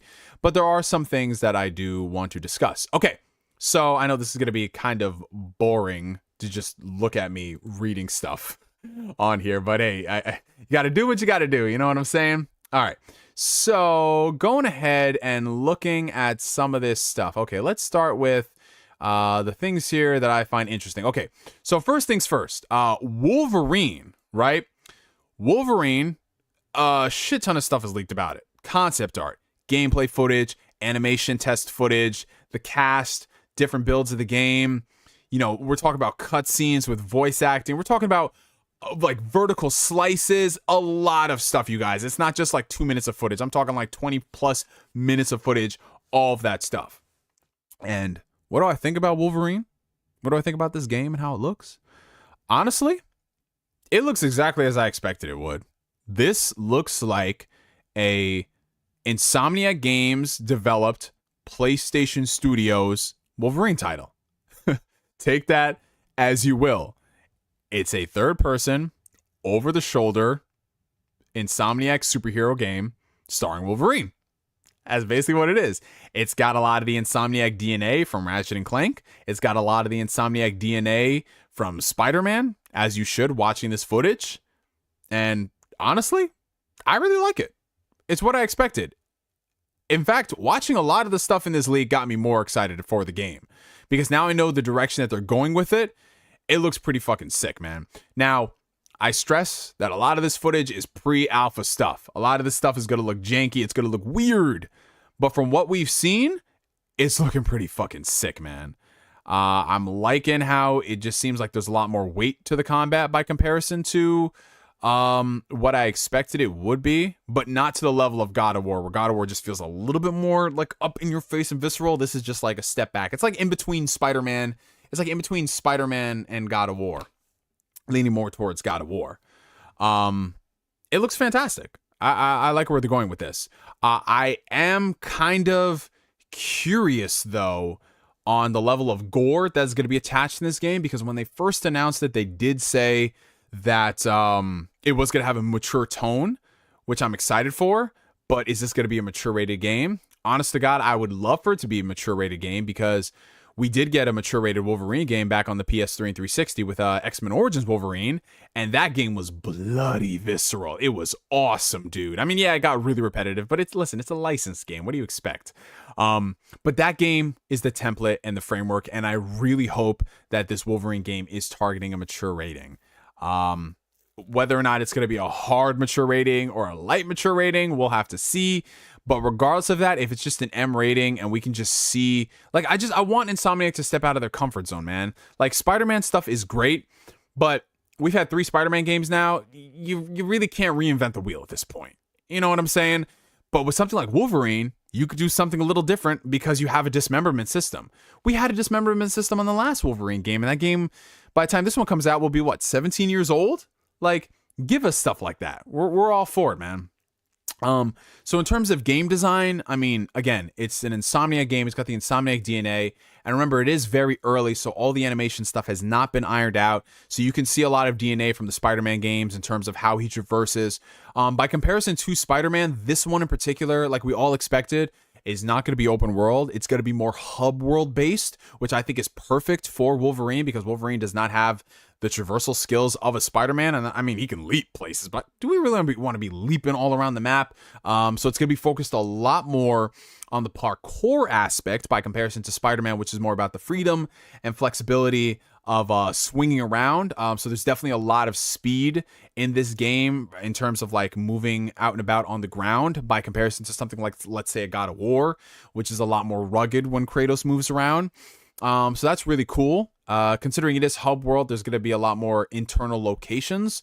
So that's going to be exciting to see, because Spider-Man, like, yeah, you had the internal locations and buildings for certain missions and all that stuff, but this one seems like there's going to be more intricacies attached to it. Apparently there is going to be I guess based off what we see, Wolverine has a smell-o-vision because, you know, he is the Wolverine. He can be able to sniff a scent, and he can, you know, track that scent throughout the environment. Based off of what I saw in one of the videos, it might have some form of a detective mode similar to the Batman games, which I know is getting played out and it's redundant nowadays, but you know, it's just here to stay with a lot of these games, because you cannot have a game without some type of a detective mode. Like, it's like people talk about the Arkham combat being reskinned in all these action games. No. Let's talk about the detective mode and the fucking alternate vision sight that you see. We're seeing that in a shit ton of games, bro. It's crazy. I understand why. But yeah, you know, it's just like we have a lot of the stuff that we were looking forward to. It's definitely more God of War like. It's got the Insomniac Games DNA. We saw a couple of action set pieces. This one might be a huge spoiler. So if you guys are listening to this right now live and you don't know what it is and you want to go into this blind until they put out an official trailer, this game right here, again, spoiler warning, I'm not telling you who it is, but this is going to be another Sony game with a dual protagonist. I'm not going to say much else outside of that, but there is going to be a second character that you play as in this game. They play completely differently to Wolverine, and it is a huge, huge surprise. And I did not expect that at all, which is kind of what made me even more excited for the game to see how they handle this. There's a lot of stuff with a lot of characters in this story that are really building out the superhero universe that Insomniac is crafting. Whether or not it's going to be a connected universe, whether or not it's just going to be standalone stuff, remains to be seen. But there's a lot of stuff that they're laying the groundwork for, a lot of characters, and it got me even more gassed to see what they have. So as far as Wolverine is concerned, I'm extremely excited for it. If you couldn't tell, it's just looking like something I wanted. Again, A lot of this information is available online, from the casting to the plot synopsis is available. They're talking about the length of the game, you know, standard 15 hours, which is perfect for this type of title. And then something that is related to Wolverine, but it's more about the future of Insomniac. We got a look at the roadmap for Insomniac's titles for the next, I shit you guys not, the next 10 years. Absolutely insane to think about. And I know some of you guys can probably see that in the reflection of my glasses. You know, if you just zoom in and enhance on that. But we got to look at what Insomniac Games is working on for the next 10 years. Again, this is going to be the extent of the spoilers that I talk about. So if you guys don't want to hear what Insomniac is cooking for the next 10 years, then please click off the video right now. That was your final warning. So Spider-Man 2, as you guys know, just came out in 2023. All right. The next game that they got on the docket, the next major game that they are releasing, is going to be Wolverine.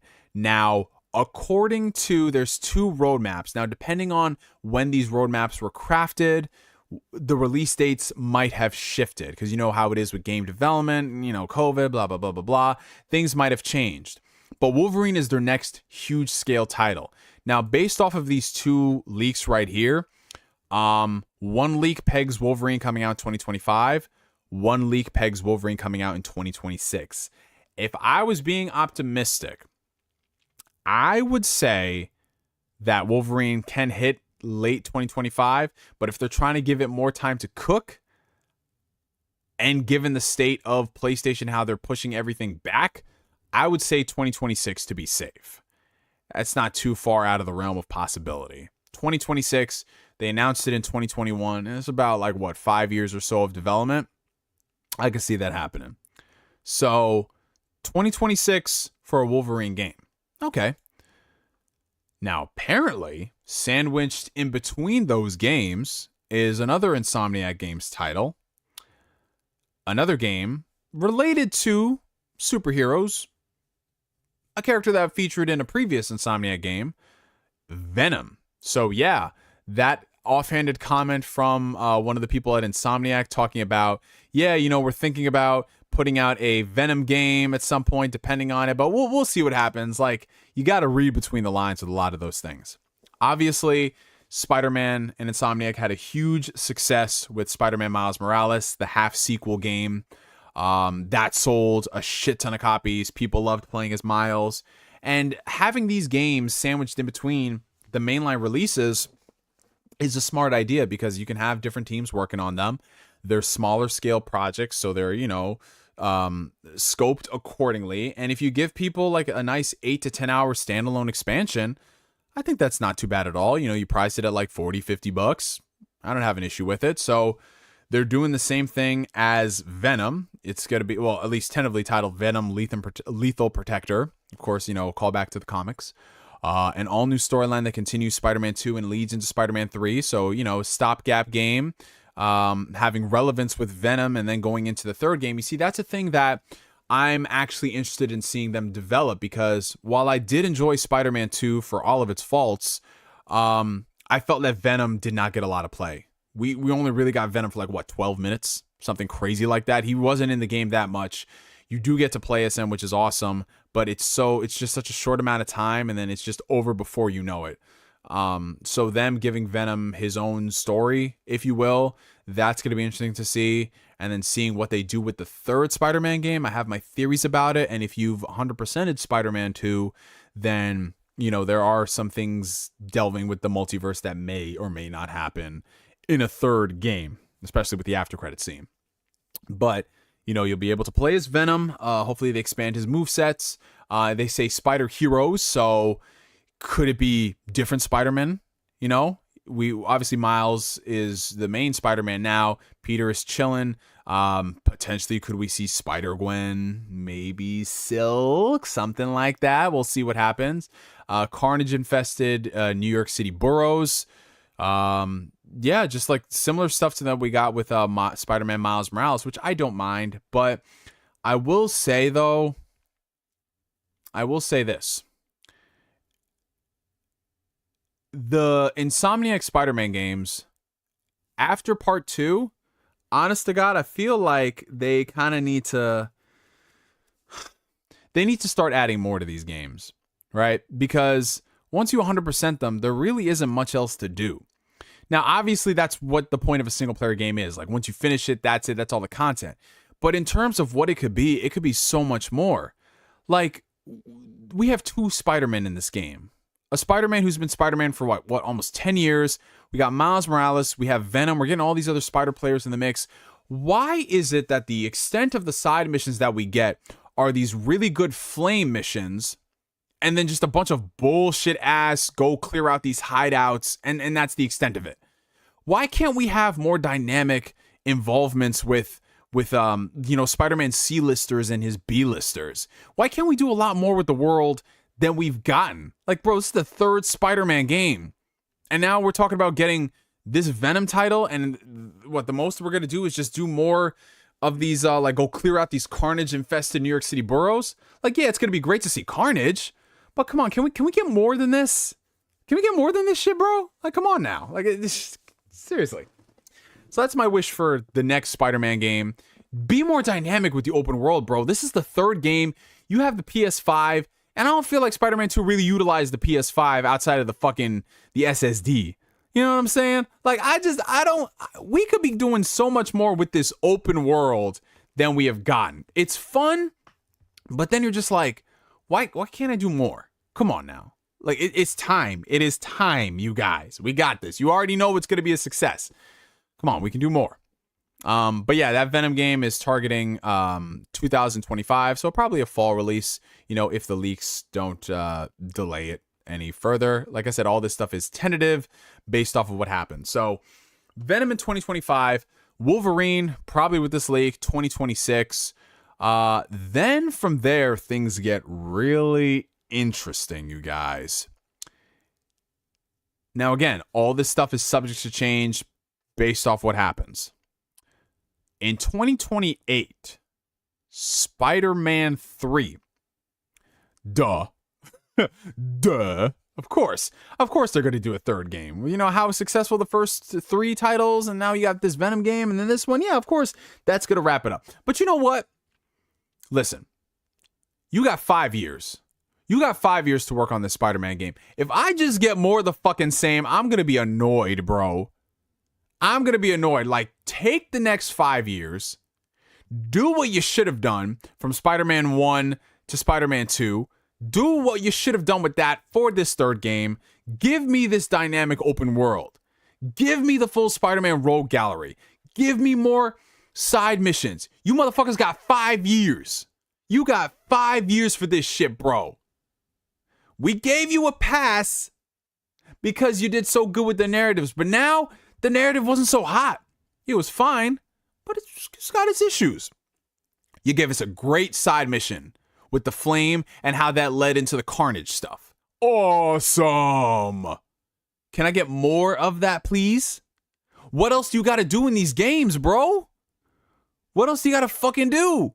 Well, I mean, Peter is apologizing for every single thing that he's done every 5 seconds. Is Peter going to apologize for not having dynamics? Anyways, I digress. Spider-Man 3 coming out tentatively 2028. Okay, cool. We'll see what happens in that game. 2029, a new Ratchet and Clank game, which we're going to touch on a little more later because that's actually a topic of concern for a lot of folks in the community. Again, more on that later, and I'll elaborate. And then this one right here is the big one. This one right here is the one that was shocking and surprising. In 2030. It's just so insane to think about. We're talking about leaks for a game 7 years out. Oh my God. 7 years out. Bro, can you just... Bro, in 7 years' time, I mean, I'll be in my late 30s, but bro, in 7 years' time, some of us will be married. Some of us will have kids. Some of us will have grandkids. Man, 7 years' time. Could you imagine, like, yo, 7 years from now, we are about to drop an X-Men game. In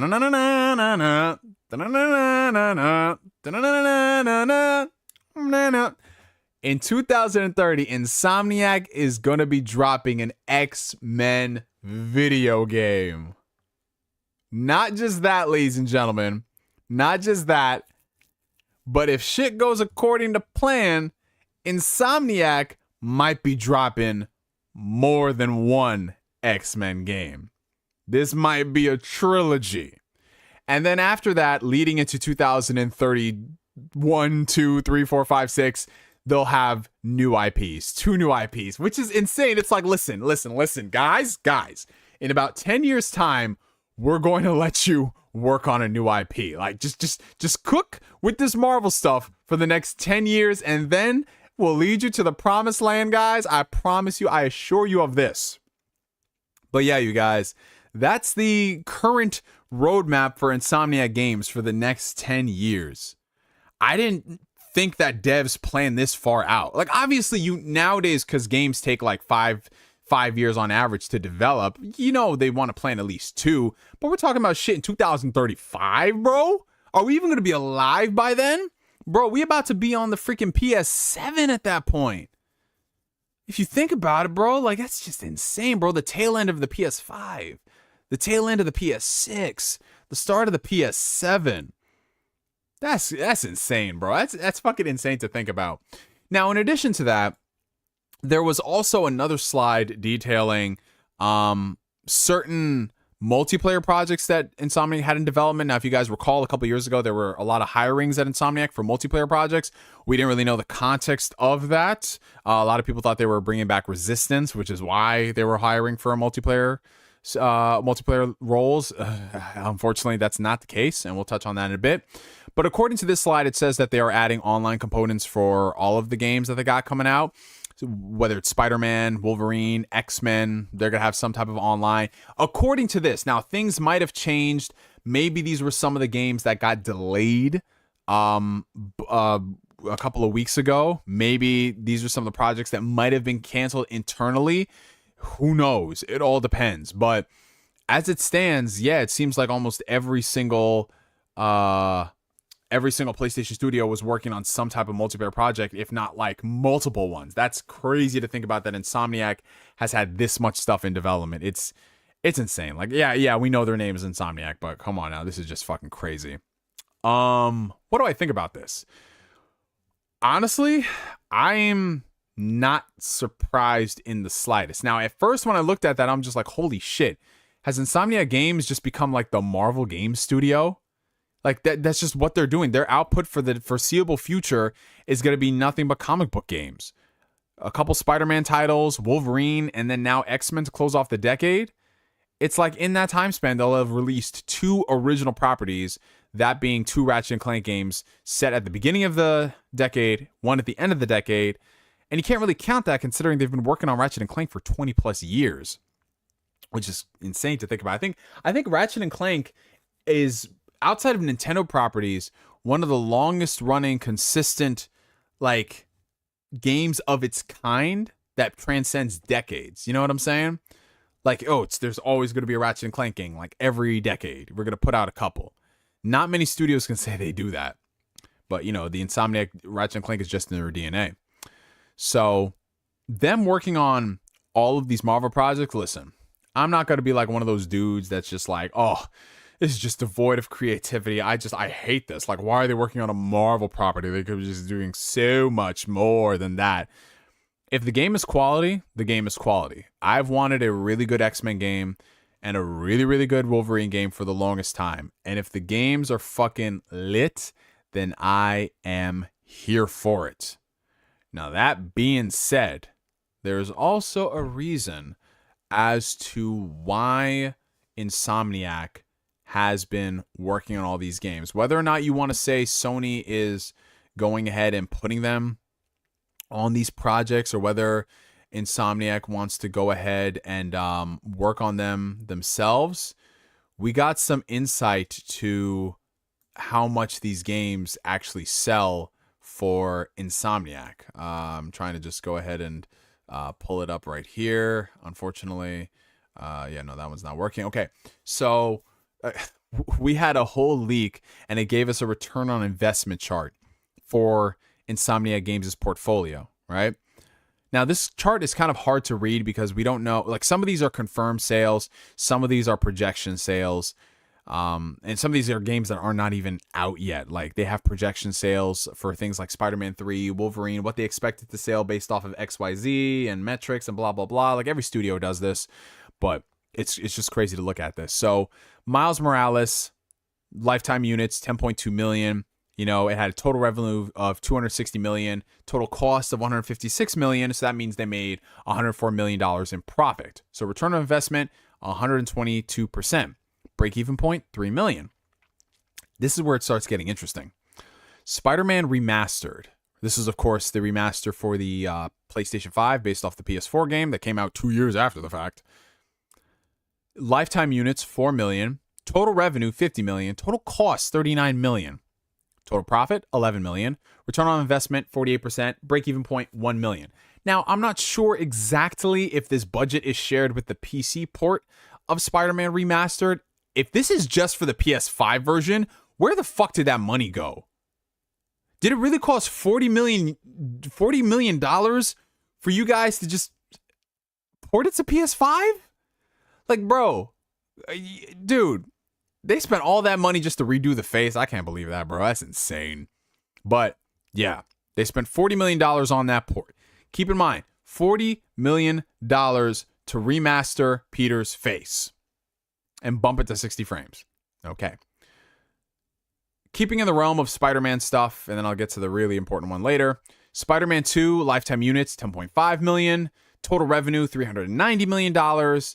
Which is crazy because the game just came out like 2 months ago. So the fact that they're already at that number is insane. And you know, it's bundled, and it's also going to sell more because the Spider-Man games have really good legs. I think Spider-Man is what? PlayStation's highest selling exclusive. So yeah, there's that. Already 390 million.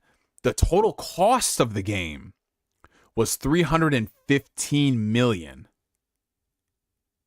Where did the money go? $315 million for Spider-Man 2. Listen, I'm not a businessman, but I stand on business. I want to know where that money went. I know this game has been in development for years, and game development and talent costs a lot of money, but $315 million is insane. So far, they're at a total profit of 75 million, and that number will keep growing with years to come. 35% return on investment so far. 5.5 million needed to break even. You know, for a licensed game like Spider-Man, that's fine. The projections go up for Spider-Man 3. They predict it'll sell 14.5 million units lifetime. You know, $500 million in gross. We're going to bump the budget to 385 million. Total profit, blah, blah, blah, like same thing. And then Wolverine, they're expecting 10 million units. The budget is 305 million. It's just fucking insane, bro. The budgets of these PlayStation 5 Marvel games are starting at 300 million, and they're only going up from there for these single player narratives. Like, I know it's no comparison considering they're different mediums, but Avengers Endgame costs like 365 million, something like that. 360 million. Of course, with marketing, it costs like $500 million. I don't know if these incorporate marketing costs as well, but the marketing for games, it can't be anywhere close to what they're spending on the budgets now. Before, the budgets used to be so much lower, and then they would double, triple the marketing. Like Call of Duty, I remember the budgets used to be like, what, like 80, 100 million, and then marketing was like, what, 200 million, something like that. Now it's absolutely insane, dude. They're spending more than $250 million, getting close to $500 million. And again, for some of these Marvel properties, if they're surefire hits, of course they're going to make their money back. Like, I have no qualms. Like, the Spider-Man games are going to make money. They're making money. But you can't apply that across the board for other games in the industry that don't have that legacy, that don't have that certain character pedigree. We see what happens. And unfortunately, one of the first casualties of the generation for Insomniac was Ratchet & Clank Rift Apart. Ratchet & Clank Rift Apart sold 2.2 million units. Total revenue, 73 million. Total cost, 81 million. Total profit, negative 8 million. Return on investment, negative 10%. Their break-even point was over 2 million. Like, they were just close to breaking even. Now, again, we don't know exactly what this is going to be in terms of like maybe a year from now, maybe 2 years from now, maybe it could like over time break even, but that is bad. When a Ratchet and Clank game costs close to 100 million and it doesn't break even and it loses money. This is becoming a dangerous precedent for the industry, where we have a lot of these games that used to be like AA titles ballooning their budgets up to AAA, and what they need to break even, at least in a time frame that is applicable for the publisher, it's getting, I'm not saying it's getting out of control yet, but it's starting to. And that's why we're starting to see the pivot towards live service, because when you look at the budget of some of these games and you look at what live service games pull in even in a month, a slow month, like I'm sure you guys can pull up metrics. Can you guys do me a favor? Can you pull up like what GTA Online makes in a month, a standard month, not like a crazy high month or a crazy low month? What does GTA Online bring in? What does Fortnite bring in? I'm sure that the budgets of these games, when you take away all of the revenue, the budgets for, well, I'm sorry, when you take away all of the expenses that it takes to run these live service games and the pure profit that you get, it could fund a ton of these games per year. But the thing that a lot of people are ignoring outside of the budget discussion, this is why Insomniac is not going ahead and working on all of these titles that people want. They're not working on a Resistance. Why? Because Resistance didn't sell that well. Ratchet and Clank is not coming out as consistent as it used to. Why? Because people aren't showing up and buying it. And I know there are factors at play. Ratchet and Clank Rift Apart was one of the first PlayStation 5 exclusives. So out the gate, there weren't a lot of PS5s in the wild. And when you consider that Ratchet and Clank doesn't really fit the PlayStation template mold that we've all grown accustomed to, yeah, it wasn't going to sell like that. A game like Ratchet and Clank or Gravity Rush probably would have sold more on a Nintendo platform. Why? Because that's what Nintendo is known for. It hits their target demographic and their audience. But the thing is, even so with Nintendo, they have their target demographic and their audience. What they do differently is that they still have variety. They'll give you your Marios and your Mario Karts. They'll give you your Zeldas, your traditional Zeldas, your new Zeldas, your remakes, your remasters. But then they'll do different stuff. They'll give you a Fire Emblem. Then they'll give you a Fire Emblem Musou game. They won't give you a Fire Emblem remaster because they don't do that shit around these parts. And then they'll give you a Xenoblade. And you know, with these games, a lot of their smaller titles, like Xenoblade, they don't sell freaking Pokemon and Zelda numbers.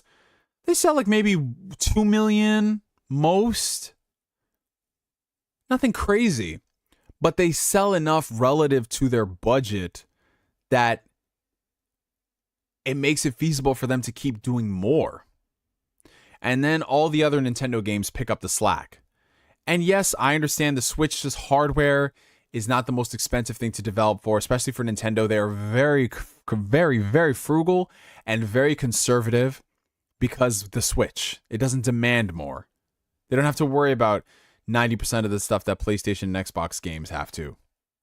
But you know what? At the end of the day, when you strip away all that stuff, the games are still made with a clear vision, consistent, and their audience shows up for it. And they still get done what they accomplished and what they set to accomplish, I should say. A lot of people are saying Fortnite is around 5 to 6 billion a year, 800 million yearly for certain games. It's crazy, yeah. 2.5 million a day, over $104,000 an hour. Holy, bro. It's insane how much those online games make. But yeah, that's what it comes down to. And with a series like Ratchet and Clank, which historically has never sold the craziest, you know, it's in line with older games in the series. That was fine back on the PlayStation 2 and the PS3, but guys, we're on the PS5 now. And look at the budget, $81 million for a Ratchet and Clank game. and it hasn't even broken even yet. That is what the problem is, and that's why we're seeing this pivot towards the template and this pivot towards the online games. And that's what's a little alarming, because we saw the closure of Japan studios. And listen, I'm not going to be like one of those people that is going to sit here and whine and say that it's just such a shame that Japan studios closed down. Niggas weren't buying their games. Let's be honest. Niggas weren't buying the games like that. Not enough to support it long term. I have Gravity Rush. I have Gravity Rush Remastered. I have Gravity Rush 2. I have The Last Guardian. Were niggas going out there and buying that shit? No, they weren't. And there are a variety of reasons why people didn't want to buy it. Maybe the games didn't interest them, whatever. But a business is a business at the end of the day. And they're going to focus on the stuff that works. And I can't blame them. If niggas ain't going to show up and buy their shit, that's why I always tell you guys, put your money where your fucking mouth is and stop complaining after the fact. You know? We buy the stuff. But do other people do that? No. So don't take it offense if I say that niggas weren't buying the shit and you bought it. Like, yeah, you bought it, but did everybody else? No. But they're going to be online complaining about it when it closed down. You know? It is what it is. You know how this community works. Let's see what other sales data we have in here.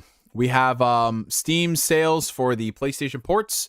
For Horizon Zero Dawn, 3.3 million. God of War, 2.5 million. Days Gone, 1.7 million. Spider-Man Remastered, 1.3 million. So this was as of February 2022. So this was almost 2 years ago, this chart. So 1.3 million, 488,000 for the Uncharted Legacy of Thieves collection. That was a half-ass remaster. 450,000 for Marvel Spider-Man Remastered. 62,000 for Sackboy a Big Sack. Yeah, so as of almost 2 years ago, those were the sales data. They're probably higher now. I don't really put too much stock in the PC sales for it because, I mean, number one, these are PlayStation-centric games that already sold the majority of the time on the PlayStation. And these PC ports, a lot of them, people just weren't really fucking with like that. You know what I'm saying? They're just not the games that a lot of PC gamers want to play like that. And that's fine. That's fine. These are the type of games that, like, I'm going to keep it a stack. I don't want to play any of these games on my PC. As weird as that sounds, I'd rather play God of War or Horizon on my TV. You know, call it a cinematic experience, but I don't want to sit up at a fucking computer and play that shit. Like, you know, like, yeah, a console is basically a computer at the end of the day, but it's like, I don't want to, how the fuck am I going to look sitting here playing with a sack boy on a computer? I don't even want to play with a sack boy on a TV in the first place, man. Talk about swinging around with the exaggerated swagger of a black teen on a PC?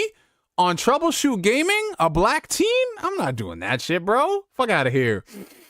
But yeah, I also don't put that much stock into the PC sales considering, you know, it costs way less to port a game. So the return on investment is much higher and they have lower expectations for what they need to sell. So for all we know, let's say, for example, if it costs $10 to support Spider-Man Remastered and it sold 1 million units, like, yeah, absolutely. Absolutely. They made their money back. So yeah, there's PC sales from that. Let's see some other stuff. There's some other sales data as well from like the fiscal years. We finally got concrete numbers. This is as of, I guess, back in 2021. So these were sold through consumers. We got updates on some of the PlayStation 4 games that we were wondering that Naughty Dog just stopped reporting on. You know, Last of Us is at 10 million units, Last of Us Part 2. Why they stopped reporting that sales for that game, I have no idea, because it was selling a lot and it was selling in line. Obviously, it's not going to sell as much as the first game because the first game had 2 remasters in a bundle 2 times. But it sold 10 million units as of what, 2021? That's good. Ghost of Tsushima, the surprise hit, that sold almost 10 million units. That's fucking incredible. And then, you know, some of the other games in the catalog, like pre-fiscal year 2020, Spider-Man 2018 was at over 22 million. It's obviously at more than that now. All these sales numbers for these PlayStation games are looking really, really juicy. I still don't understand how Days Gone sold 7 million units. That is weird. Bloodborne sold 7 million. Okay. Good job. Good fucking job. Bloodborne to me always seemed like that game that no one would shut up about, and you find it only sold like 3 million units or some crazy shit. It sold 7 million. Okay, good job, guys. Why you guys haven't done a Bloodborne remaster, remake, a sequel, I have no idea. Detroit Become Human, 6 million. God of War Remastered, almost 6 million. Uncharted Lost Legacy, 5 million. Yeah. So there's some really good sales numbers right there. But bro, the fucking God of War, no, the fucking Bloodborne sales alone, that right there, like, why are you not doing anything with it? Come on now. And then there was some other stuff. I don't know how legit this thing is. There's something called the Spider-Man The Great Web. I don't know what the fuck this is. It's like a PowerPoint presentation, PowerPoint slide, a AAA premium multiplayer open world action adventure. This could be that multiplayer project they were talking about, which would be kind of sick if you're playing a Spider-Man game where you and your buddies can get together and you can all take down giant enemy sponges. That'll be fire. Yeah, that's cool. No, but in all seriousness, I would be hyped to play a co-op Spider-Man game. That's what I thought Spider-Man 2 was going to be until it wasn't. That's just my expectations, man. I just have too many expectations for people. You guys know how that is. Let's see. I'm looking else. There's also this thing called Spider-Man 3 as a two-parter at a $400 million budget. Again, all of this stuff is, I don't know the exact time frame from it. Some of this stuff could have changed because shit always changes, but Spider-Man 3 as a two-parter, part 1 holiday 2027, part 2 holiday 2028, like Avengers Endgame up in this bitch. Like, what? And they were saying, like, no, we're not going to do it as a single title. It'll be 2 titles, which means you got to pay $50 twice instead of $70 once for some reason. For some reason. And there's going to be multiplayer day and date with part 1, and there's going to be a combo pack 2 years later. What is that? Is that going to be the remaster joint? Okay. And so what they're saying is that with both of these games coming out, we can make $50 twice, get 29 million unit sales, and we can get net sales of over $1 billion. Again, I don't know if this is still in the cards. I have no idea. Don't do that shit, please. This is not a movie. I'm not doing that shit, bro. With the movie, I don't mind spending $15 one year and $15 the next year. For a fucking video game, spending $50 one year, $50 the next year, like, bro, what is this, 2009? We're not doing this. But again, all this stuff is tentative to change with years to come, you guys. And then there's random stuff in there about like Blue Point Games. They had concept art for their new game, new IP and all that stuff. And then there's one article, well, not one article, but there's one chart in particular that this is about. I said we were done talking about this. I said we were done talking about this for the foreseeable future, but it's you know, there's 3 constants in life, you guys. Shout out to the 100 people watching. If you guys enjoying the stream, hit that like button. We're at 85 likes. Can we get to 100 likes before the stream wraps up? Appreciate you guys. I said that we were done talking about this, but there's 3. Hold on. One sec. I gotta text this girl back. This girl just baked me cookies. Awesome. So there's 3 constants in life. Well, actually 4. There's death, taxes, Ubisoft games dropping in price a week after they came out, and us talking about the Activision Blizzard Xbox acquisition. I thought we were done with this. I thought it was over, but it's just the gift that keeps on giving, you guys. And there was this internal slide from Insomniac talking about the acquisition and how it could potentially be catastrophic because of what Activision could provide for Microsoft. Incredible strategic value across live service games, scaling into mobile and PC storefronts. Microsoft is building a mobile gaming store to compete with Apple and Google. Call of Duty being a threat with the Activision acquisition. It could disrupt gaming and subscription markets. Basically all the stuff that they have been talking about for a while. Now, I will say this, though. People saying that, why in the world would Insomniac talk about this? What a lot of people don't realize is that every single major publisher has been discussing this Activision acquisition for the past 2 years. Sure, they're not publicly discussing it. Sure, the public faces are Jim Ryan and Phil Spencer and their legal teams. But every single studio is talking about this. It's a huge fucking deal because Call of Duty is the biggest game of all time. This is going to cause ripples and waves and fundamentally change the industry. Whether it's for the worse or whether it's for the better, only time will tell.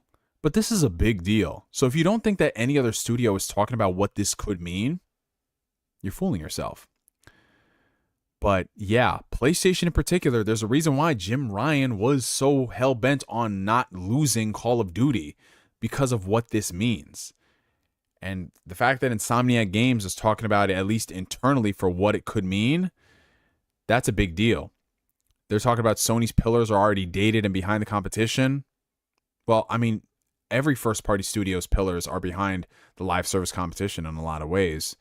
But in particular, when it comes to subscriptions, oh yeah, no, Microsoft has beat them to the punch about it. But Sony is never going to catch up to Microsoft when it comes to how they're handling their subscription services. Like, you can sit here and you can compare game catalogs, you can sit here and you compare subscriber growth and numbers and all those things, but what they have put together, what they have laid the groundwork, I keep mixing these two words, the groundwork and the foundation for, it's going to take them a long time. Hold on.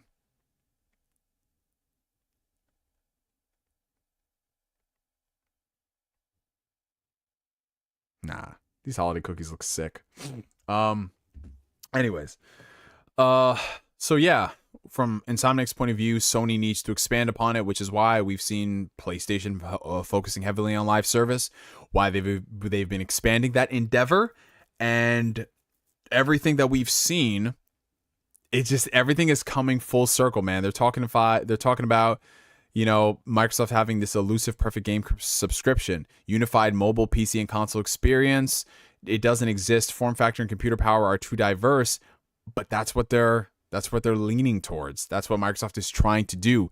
Get it to a point where Xbox is a platform and not a name, and not a console. It's just something people do.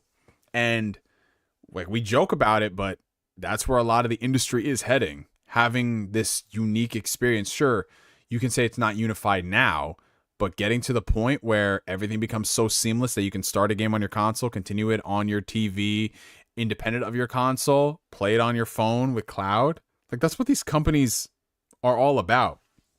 And every single person sees it. Whether we agree with it or not is irrelevant. But for me, provided I get my traditional console game experiences, I don't care what else they want to do with the cloud. You know, this cloud, that, crackdown, okay. But yeah, that was basically the bulk of like all the juicy news that came from this leak. I mean, there's some other things in here in regards to, actually, no, we'll talk about this. This will be the last part of it that we discussed before we wrap it up for the night.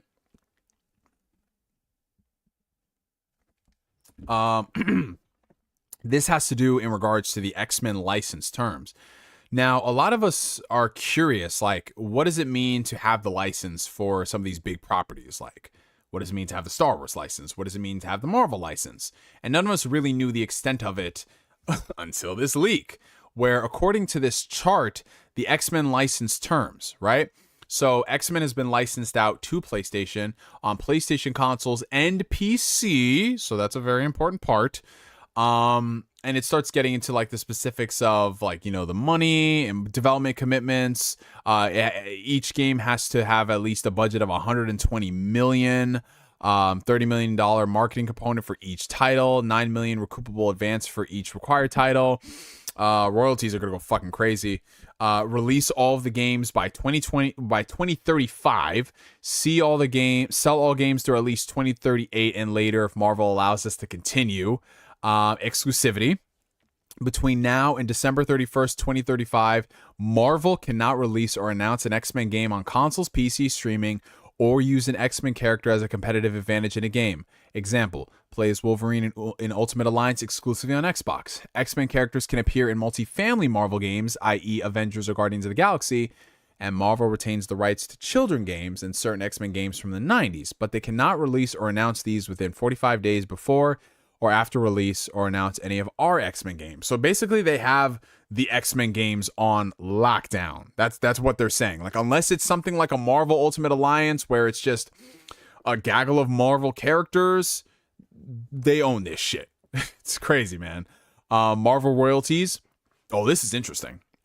So Marvel royalties for digital games. Marvel Marvel gets 9 to 18% of net sales. For physical games, they get 19 to 26% of net sales. DLC, 19 to 26% of net sales. Hardware bundles, 35 to 50% of wholesale bundle price. Wow. So that's why PlayStation has been pushing digital sales a lot more than physical. Because if they had a choice, they would much rather more people buy Spider-Man digitally than they would physically. Because they lose more money physically just because of royalties. That's crazy. That's a 10% difference. Oh. And it doesn't sound like that big of a deal, but that adds up when you're selling millions upon millions of copies. And mind you, they get the royalty sales regardless. Now, this is the big one. Termination. Neither party has a right to terminate the agreement for convenience. However, if we do not sell through at least 6 million units on PlayStation 5 and PC combined of one of the 3 major titles in the first year after its PlayStation console release, either party may terminate the agreement. If we terminate, we must pay Marvel's $9 million breakup fee, plus all unpaid portions of guarantees. If Marvel terminates, the foregoing fees are waived. The result is that we would not develop any further titles under this agreement, but we can continue to sell all titles released before termination. Whoa. Okay, so... Sorry, guys. I went the whole stream without yawning. This is huge. Now we see why PlayStation wants all these games to sell. And they're not talking about selling a couple million. The conversation for success starts at 6 million because that's where you need to be at in order for this to be viable. $6 million just to maintain the rights. Now, that ain't nothing if the game is quality, it's got a great IP attached to it, a great developer. You're good, bro. But in a situation where, let's say it's not good, it's a net negative to work on a licensed game. So that's probably why they want to have one of their more prolific teams who's already done a couple of games working on some of these licensed projects. So they can get, they can have like sleep easy at night knowing that, okay, listen, Insomniac Games is that studio. We'll be fine with this stuff. But yeah, to have exclusive X-Men rights and they have to release all those games by 2035, it's fucking crazy, dude. It's fucking crazy, bro. It's like 12 years from now. And they're talking about PlayStation and PC, which again leads me to believe that at some point PlayStation is going to end up going day and date. And we all knew the writing was on the wall for this. Sure, they can say it's about 2 years now, but bro, that day and date is coming. Especially with these new deals in place and how they want these games to sell. I'm not saying that the PC sales are going to come even close to the console sales, but with time, and if you build up the audience, especially if some of these games are multiplayer focused, oh yeah, you want to have a PC audience attached to that shit too, bro. Absolutely crazy, guys. We should not know this information. Now, there is something that, and David Biglad threw it in the chat. What about Blade? What does this mean for Blade? Does Xbox have these same deals? Do they need to sell 6 million units of their games to keep the rights? Honestly, I think that the benefit of having Marvel games be its own entity is that they're able to cut different deals with different studios. So maybe the Microsoft deal is completely different than the PlayStation deal, where they don't need to own exclusive rights to the Blade IP, in the sense that, let's say, they have the rights for this one exclusive Blade game. But if, let's say, Marvel wanted to do a Blade game with another studio, or let's say, for example, they wanted to do like a Blade multiplayer project with another team, they could do that. Sure, Xbox has an exclusive Blade game, but we're still free to shop the Blade game rights around to different studios. Maybe that's what they mean. PlayStation has the exclusive rights to just all fucking X-Men games, period. And unless it's something completely different, like an Ultimate Alliance, they're just like, nah, fuck that shit, bro. So, man, that's a lot. That is a lot to take in, guys. That's this whole leak shit. And like I said, we're not showing any of this stuff on screen. All I'm doing is talking about it. But if you want to see all of this stuff, you do not have to search too far. I'm not going to tell you where to go, but you guys know where to go. And yeah, dude, the biggest leak in gaming history. Wow. But yeah, you guys, that about wraps up the show for the evening. We are coming up on, oh my God, there's still more leaks coming out. Jesus Christ. Like from the time frame from when I started the stream to now, there's more freaking leaks coming out from this Spider-Man multiplayer project. Oh my God, this looks amazing. I know it's concept art. And I know we should not hype up concept art, especially after The Last of Us Online. But God damn, this looks so good. Oh my God, I hope this thing comes to fruition. Holy shit. Holy shit, man. I really hope a multiplayer project comes out with Spider-Man characters. Bro, could you imagine like 4 Spider-Man just fighting a giant Sandman or a giant Mysterio? Oh my God, that would be so fucking sick. Man, that's crazy. That's absolutely insane. Okay, so a little bit of an update. So as of November, okay, now I'm getting like crazy, and this is where I just need to stay off because this is exactly why I just need to stay off because so apparently the chart that we looked at, that was for Spider-Man 2, what they projected it to sell, 10 million units, right? As of last month, over a month ago, it was already at 6.1 after 24 days on sale. So yeah, it's got to get to that 10 million very soon. It's already at 6 million. Oh, Jesus Christ. Yeah. So, whew. Yeah, there's a reason why they're working on Marvel games, guys. And whether we like it or not, it's because of what's bringing in the money and it's job security and it's all that stuff that we don't like to talk about, but it is what it is, man. But yeah, you guys, that's it. That's it for the stream tonight, ladies and gentlemen. Honest to God, I think that this is one of the best episodes of Man Listen that we've done. We had a lot of fun with this. We stayed on point with the topics. We had a lot of great discussions. And I think that bar something even crazier coming out next week, which I don't think we're going to do. I think this is going to be our final Man Listen for the year. And I'm actually glad because this one ended off on a really, really, really high note. Had a lot of fun with this one. Next week, however, I don't believe we are going to be having a stream considering next Tuesday night, I'm going to be hanging with the boys. 2 of the boys who are in the chat right now, Battlefield Joe and the homie Jfam. We're going to be living it up. We hanging out in the city. Any of you guys, hey, listen. If y'all live anywhere in the city or near the city and you are free next Tuesday night to hang out, feel free and hang with the boys. This is an open invitation. We don't know what we doing, but we getting up to some debauchery. We're going to be having some fun. So if you guys are down and you live in the greater New York City area and you're free Tuesday night, the 26th, come hang with the boys, y'all. Come hang with the boys. Gabe says, on my way. Yes, sir. Before we go, we do have to tackle some of the super chats. I have not forgotten you guys. I have my reminder here for a reason. We got a couple of super chats. Let me just pull those up real quick. Okay, here we go. One sec, you guys. All right, super chat. Okay, so hold on one sec. Let's scroll back up to the top. All right, so $2 super chat coming in from Don Otaku. They can't bully little indie studio Insomniac, Neo. Listen, you want to talk about real indie studios? I'm talking about Hideo Kojima. Did you guys know that he made Death Stranding by himself with his bare hands? He was the only person who worked on that game, which is why Jeff Keighley needs to give him his flowers at every single opportunity. Listen, Jeff ain't gonna get no ring. Jeff ain't gonna get no ring on that finger. I'm just saying that. We have a $4.99 super chat coming in from the homie Corey Gryffindor. My guy, Corey Gryffindor. Oh my God. I gotta take a photo of this shit and send it to you on Instagram, bro. Holy. You guys can't see this right now, but on my end, when I'm reading the super chats, I shit you not, this happened twice in the same stream. It says that Corey Gryffindor has donated his 10th super chat twice in the same stream. I feel like the multiverse is broken. It says 10 and 10. Corey Gryffindor, you broke something, dude. You broke YouTube, man. You fucking broke YouTube, bro.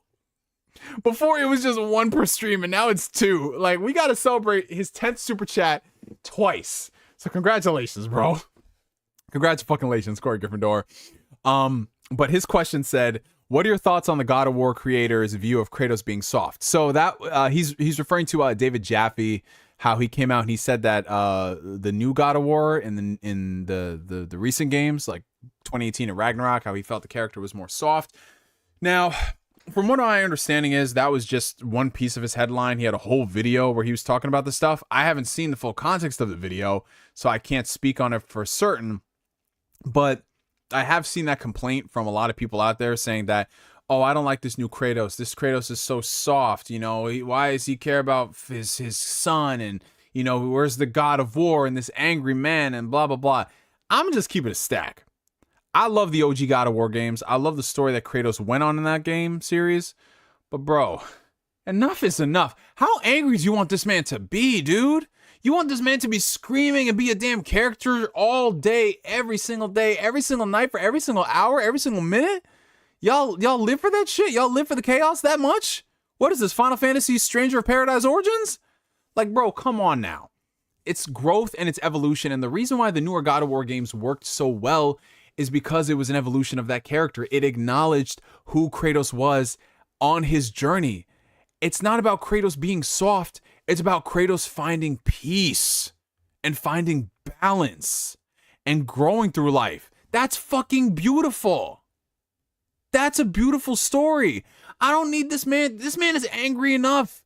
He's torn off enough horns. He's ripped enough jaws. And he still does that when it has to, because Kratos is a man that stands on business. But bro, can we just let our characters grow? Like, please.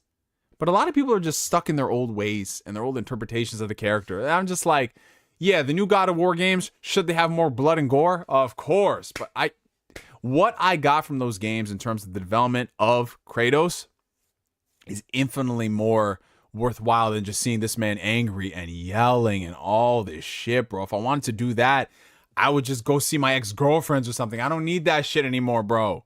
It's time. We've moved on. Kratos has moved on. He's a better character for it. $5 coming in from Jfam. Wolverine looks good, but what concerns me is the reported average of 17-minute gameplay and 6-minute cutscenes per level. Man, hey, listen, Jfam, I don't think you should really be complaining, bro, because that is the PlayStation Studio template, and they're selling millions of units, and, you know, go play Call of Duty, sir. Go play Call of Duty if you want some action. Over here, we're about cinematic storytelling. We're about camera perspectives. We're about a lot of things.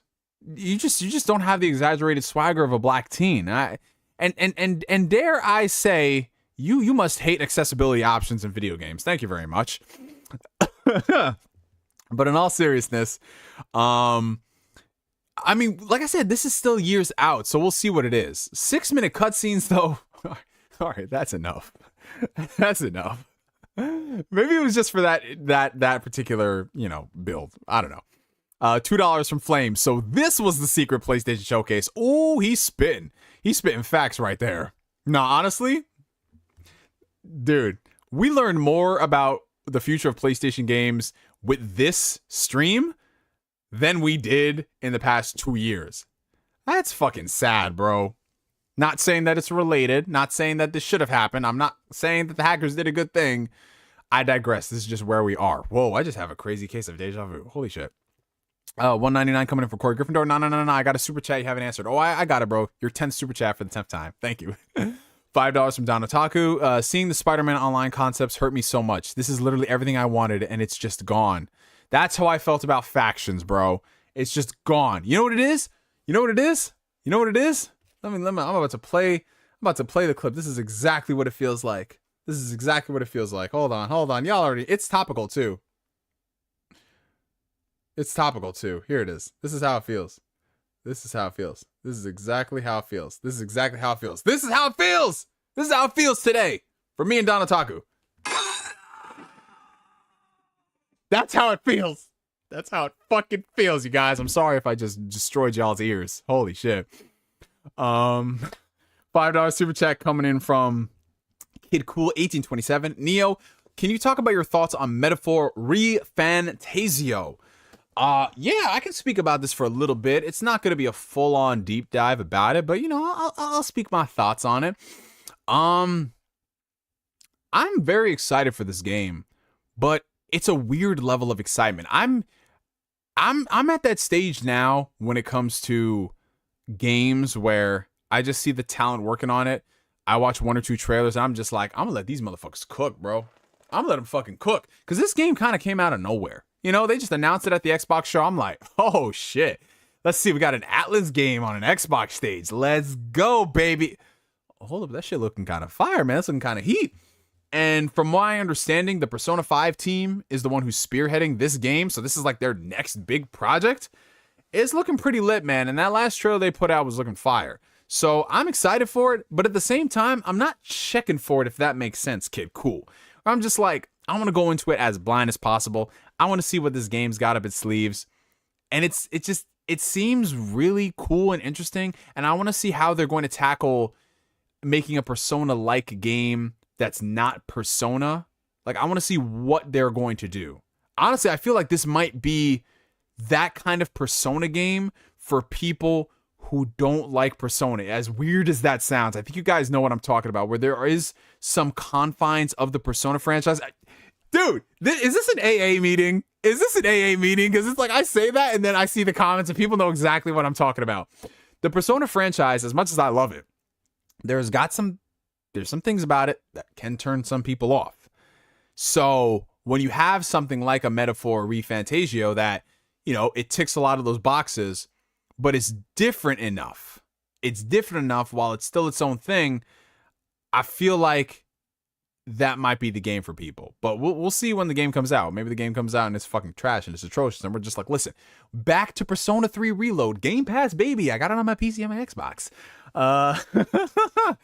But yeah, I think those are all the super chats we got for the night, you guys. So yeah, it's officially 9:30, which means it is time for us to wrap it up metaphorically and physically as well. Before you guys go ahead and, you know, talk to your ex-girlfriends again or get back with them, just please wrap it up. Ace Breaker, I'm talking about you. I know you still lurking in here. Please.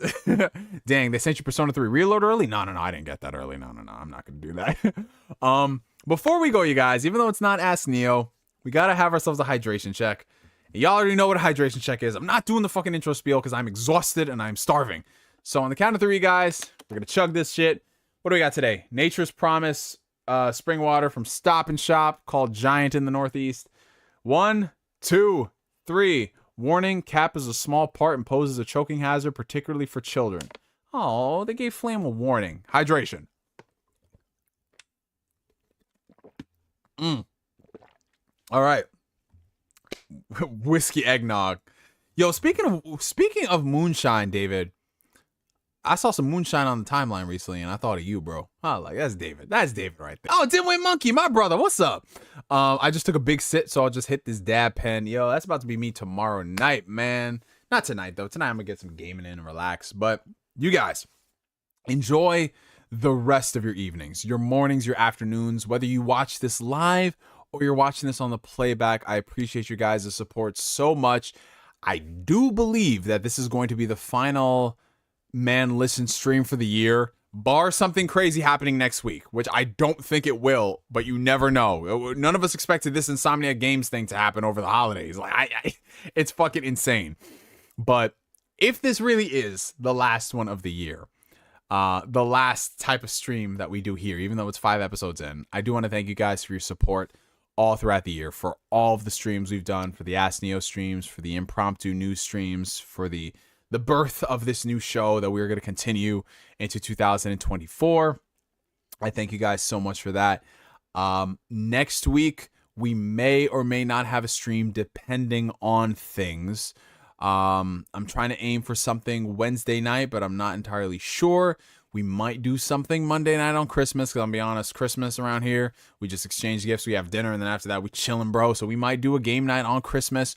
Who knows? But I will definitely keep you guys posted. And if we don't have a stream, next week, then you guys know we're going to be back at it like a crack addict on the first of the year. We're probably going to make the first of the year stream. If we do that, let's see, that is when? The 2nd. We might make that the nostalgia look back stream, We might make that the stream where we just go back and react to old videos and take shots while we do that. And then following that, we're actually going to be streaming twice a week, at least 2 times per month, because starting in January, we're going to be doing the Kingdom Hearts 3 data battles. Corey Gryffindor donated a while ago for us to play the Remind DLC and the data battles. We did the Remind DLC, but we haven't done the data battles, but we are going to do that. That's the goal for 2024. We're going to knock out all of those bosses. I'm making it a goal to complete at least 2 of the organization members a month. I think that's a fine goal to set for ourselves. And if we don't do that, we're definitely going to get through one. But we are going to start the streams. So I want to aim for the 8th. So that Monday, we're going to have just like an hour stream of us playing, whether or not I beat the boss or what have you. We are going to get through that. We are going to finish it. So one way or another, we're going to get that done on that stream. But I think before that, I'm going to have a stream where I acclimate myself to Kingdom Hearts again. So I have to go ahead and max out my Sora character. I started maxing him out a while ago, but I didn't finish. So I think that'll be a nice stream to get me reacclimated to the game, max out the character. I think Corey Gryffindor, you were saying there's a couple of gates that we have to do. There's some gates in San Francisco that we can do, and we can really max out Sora quickly. So if we could do that on the stream, finish that, and then we start the data battles, and then go from there, complete 1 or 2 characters a month, that'll be our gaming stream. But another thing I need your guys' advice on is I'm thinking for the gaming portion of the streams, we might start doing that on Twitch again. Because I used to stream on Twitch for gaming stuff back in the day. And then I was just like, I'll just transition over to YouTube and do that there. What do you guys think of keeping YouTube for the news show and the Ask Neos, and then keeping Twitch for the data battle streams and other stuff? Do you guys think that's a good way to separate it while building separate audiences? And I know with Twitch, it's easier to go ahead and, not that it's so much easier to build a following, but discoverability is easier by comparison to YouTube. YouTube is getting better, but I think that'd be a nice way to build up the Twitch channel and have that stuff going while keeping this stuff separate. So I'm gonna get your guys' feedback on that as we get closer to the data battle streams. But yeah, starting in 2024, we're gonna be doing more streams, man. We're gonna have these streams. We're gonna do the data battle streams. We're gonna throw in like an Ask Neo stream here and there. And yeah, I'm very excited for it, you guys. Again, I appreciate all the support, all the channel memberships, all the mods in the chat. Why is Don Otaku deleting all of David's messages? Why are you deleting all his messages, Don? What are you doing? What is happening? What? David didn't say anything. Don Otaku, why you delete his messages, bro? Don't do that to that man. Don't do that to that man. But yeah, shout out to everybody. If this is the last stream that you guys see for the year, again, I don't say this lightly, or I don't say this as much as I should, even though I do, you know this. But again, thank you guys so much for all your support. Thank you guys so much for being yourselves. Keep being the same excellent, amazing individuals you are. Stay authentic and true to who you are. Over this holiday season, eat a lot of great food, play a lot of great games, watch a lot of great movies, have a lot of great sex. And from me to you for now, my name is NGS signing out, and like always, I will catch you guys later. Peace out, y'all. Have a good one.